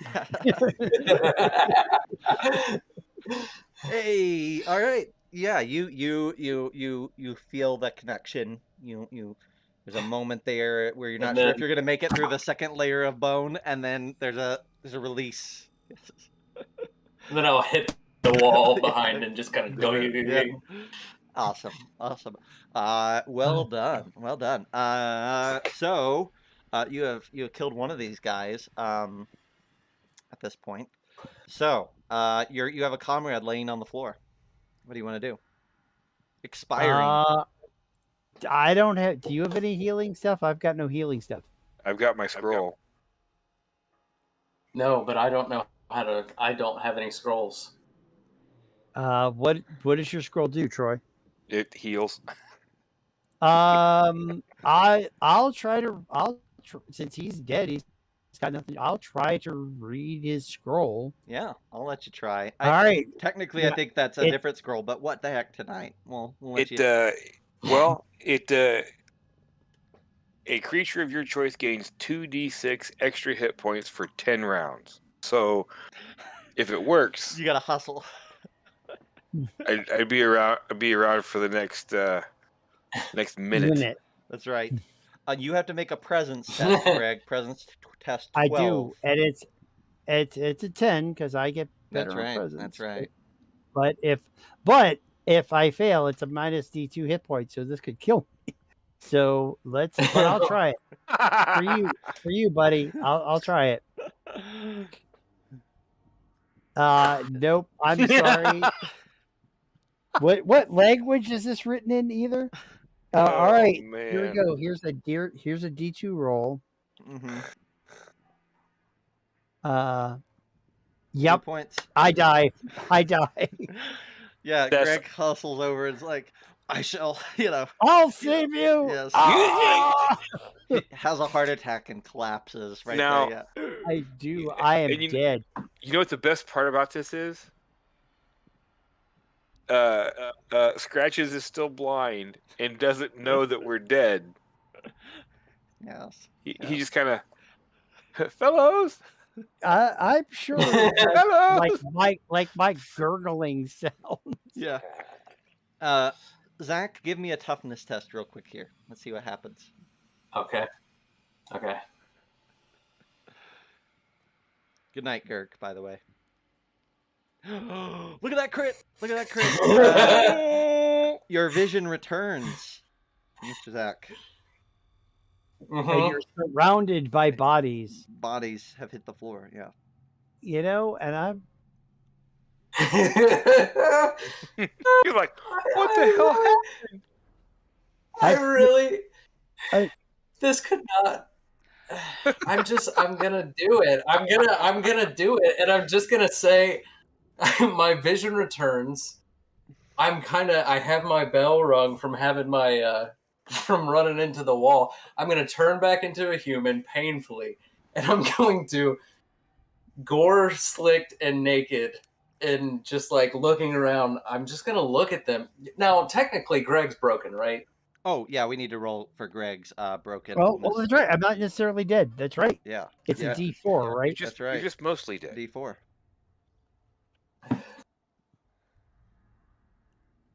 Two.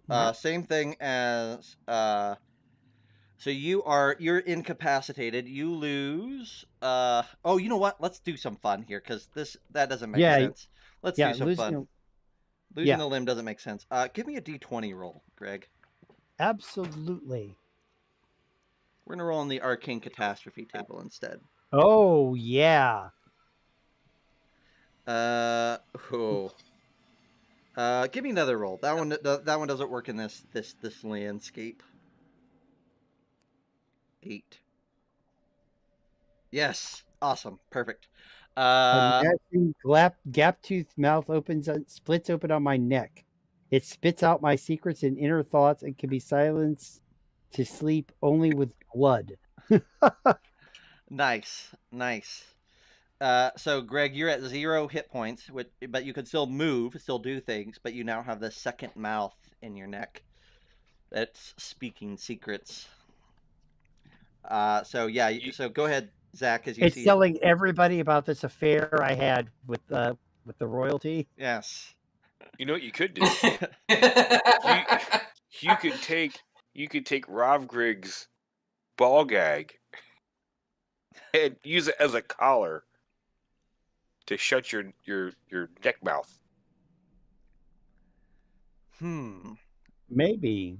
Nice. No, it says to be silenced only with blood. Well, it'll still be talking. There's probably a lot of blood from Rob. Yeah. It's just it's not silent. It's just incoherent. Just based on every roll, based on the fact that this is Mork Borg, based on the character that I rolled, Scratches is just gonna look down. He's gonna see that you're dead, Troy. He's gonna see Greg with this new mouth growing open. He can't move. He can't do anything, and he's fuck glory. Mhm. I just want drugs, and I'm gonna fucking leave. He's just gonna turn around and start walking back out. Like, I'm out of here. Like, I'm done. Like, Yes. I'm not going forward. Yes. I'm leaving. Scratch has failed its morale save, and is happy to leave. Yeah, you start heading. Oh man. Awesome. Well, Greg, what are you doing? You have a moment here. You want to try to read it again? I don't know if you. I don't know if I can. I'm gonna crawl. I'm gonna crawl after Scratches and say, "Don't leave me." I'm gonna kick you off of me. Like, no. And the mouth is like relaying every negative thought I've ever had about you. You know. Have you guys seen that commercial for the for like the Tide stick or whatever, with the guy has a spot on the shirt and it goes and everybody keeps looking at the spot, and that's what your mouth does. Awesome. So yeah, it's like yeah, they didn't think very much about this critical failure you rolled a couple of, it's like, figure it like, yeah, but I'm like, oh, and I'm like broken. And so, yeah, that's, yeah. all right. Well, let's do this then. I think this is a great opportunity right here at the midnight hour to give ourselves a good closing. Zack, you climb aboard your fishing vessel that you took to get here. Start rowing out. You see as you're some distance away, you see the body of Arvent crawling across the deck, like crawl up onto the rail and wave towards you, but you're gone. You make landfall not that long later. Shore is not that far away, and you set off down the coast away, as far away as you can get. About an hour or two later, the creaking vessel jets up onto land. Its creaking kind of calms a bit in the tide, and you see. Let's see what type of creatures step out here. We'll see where you guys. Yes, please. Missed. Nothing here. So you missed the another shrine. That one was broken. A cabin. So just a basic cabin, and a flesh laboratory. That's nice. In the cabin, there's 2 cards there. 3 cards there. That's probably where the creatures were. Let's see. There is Bells, one of the other fallen. So this is not one of the 7, not one of the abomination, but just a bloodied skeleton. There's... Ooh, that would have been fun. Lord Prast, one of the 7, hanging out with his skeleton buddy. And... a pair of sea sirens spirits. That probably would have ended you if Rob Gehrig hadn't over there. So Lord Prast is going to set foot on land. Who else? There's 2 cards up here at the top. A crippled captive, Rugel, and another brain coral. That's good. So you'd have had to go to the bowels of the ship to stop the abomination completely. Down here in the bottom, we have another brig, makes sense, with a covetous soul of Svund, one of the seamen. Then you have a chain locker, that's cool, with, some of the Blicks, the little eye blights. Oh, those guys, yeah. Yes, that would have been fun. Those are pretty easy. You have a head down there. That's good. In the bowels of the ship. That's where it shouldn't be. Clort. Another captive down there. And another captive. Brent. 2 captives hiding in the head. Ooh, there's a lot of cards in this deck here. This is probably where the other member of the 7 is. Oh, 3 jeez. cards here. This is another Brig, Blackened. Oh, I took that card. I need to put it back. In the Brig is, believe it or not, a 3rd captive, Rick. So all the captives are down in the hold. And another captive, Feldas. And another Blick. So that's little Blicks and captives down there. We would have had to fight through so much to get there too. Well, and you could have bypassed some of this, but yeah. Then there was a Den of Iniquity down there. We could have figured out what that meant. With another, oh, that's the young girl soul. That would have been interesting. And so that last one has to be. It has to be the last. So the sacrificial room, appropriately. Oh, hang on. That's great. We would have gone through the whole thing just to find out that Zack didn't deal out 3 cards. That's good. Good thing we didn't push. I dealt out 2. That's great. That's hilarious. So let's see what the other one would have been. How about this? Who would have been the soul that we... Who would have been the other one? We'll say that they were in the sacrificial room here. Ooh, Pelagia. Cool. All right, so just to give you guys a little rundown, because that might be fun. So Lord Prast is kind of your prototypical like spellcaster, big bad. He is... he's got a lot of special abilities, a lot of powers, and he gets to use one every other round. So he's more of a spellcaster dude, where Rovgarig that you fought only gets one every so often. Prast gets to kind of cycle through them pretty quick.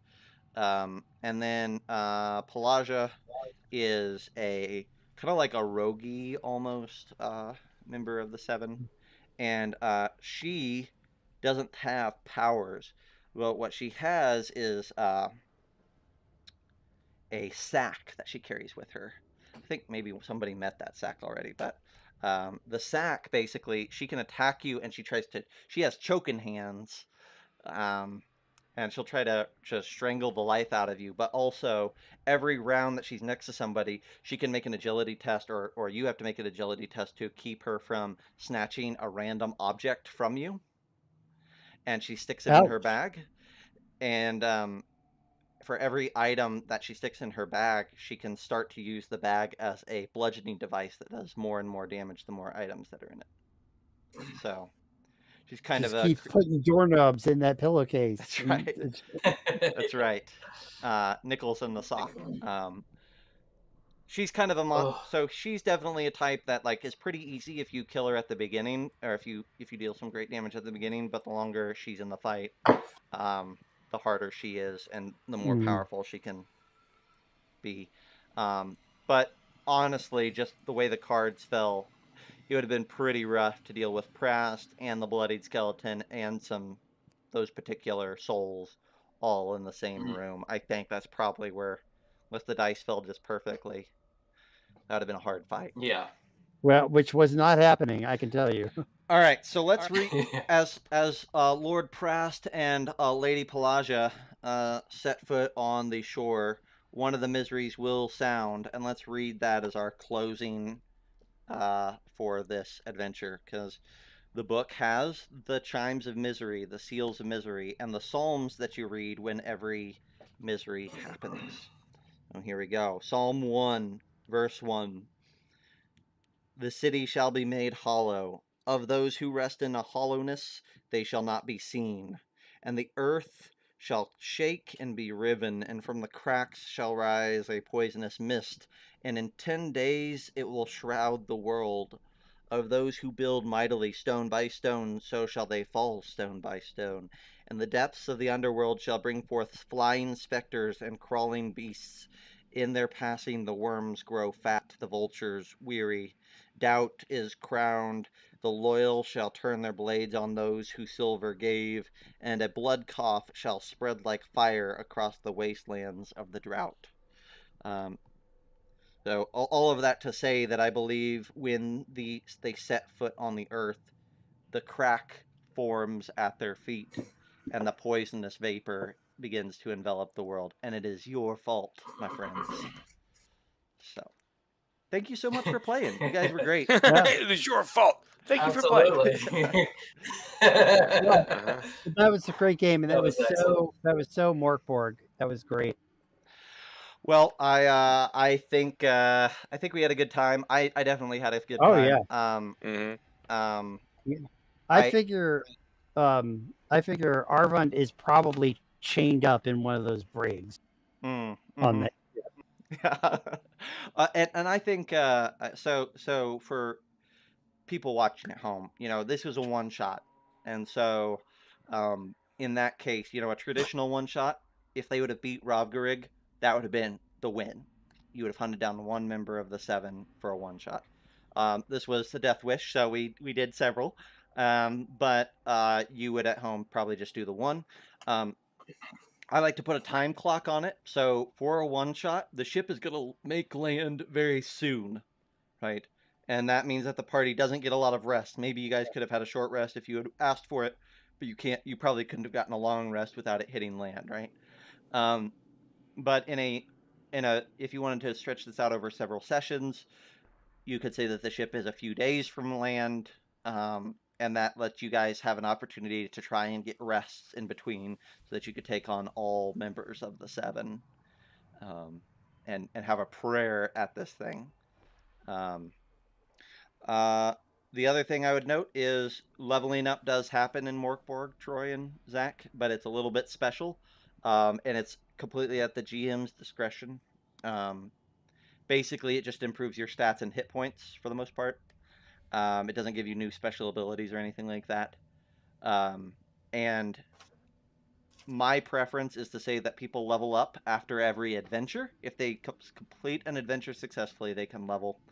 And leveling makes you powerful very quickly, because all of your stats practically get a bump early on, and you get d6 health, so you can get a fair amount of health for this game, and all those -2s and +0s and everything in your stats can become pluses fairly quickly. So if you survive, you have a good chance at keeping on surviving. All right. Don't know if Right on. anybody is in the live chat still, but if you are, thank you so much for hanging out with us for these several hours. If you're watching this on YouTube, or maybe we turn it into a podcast later, thanks for hanging out with us there as well.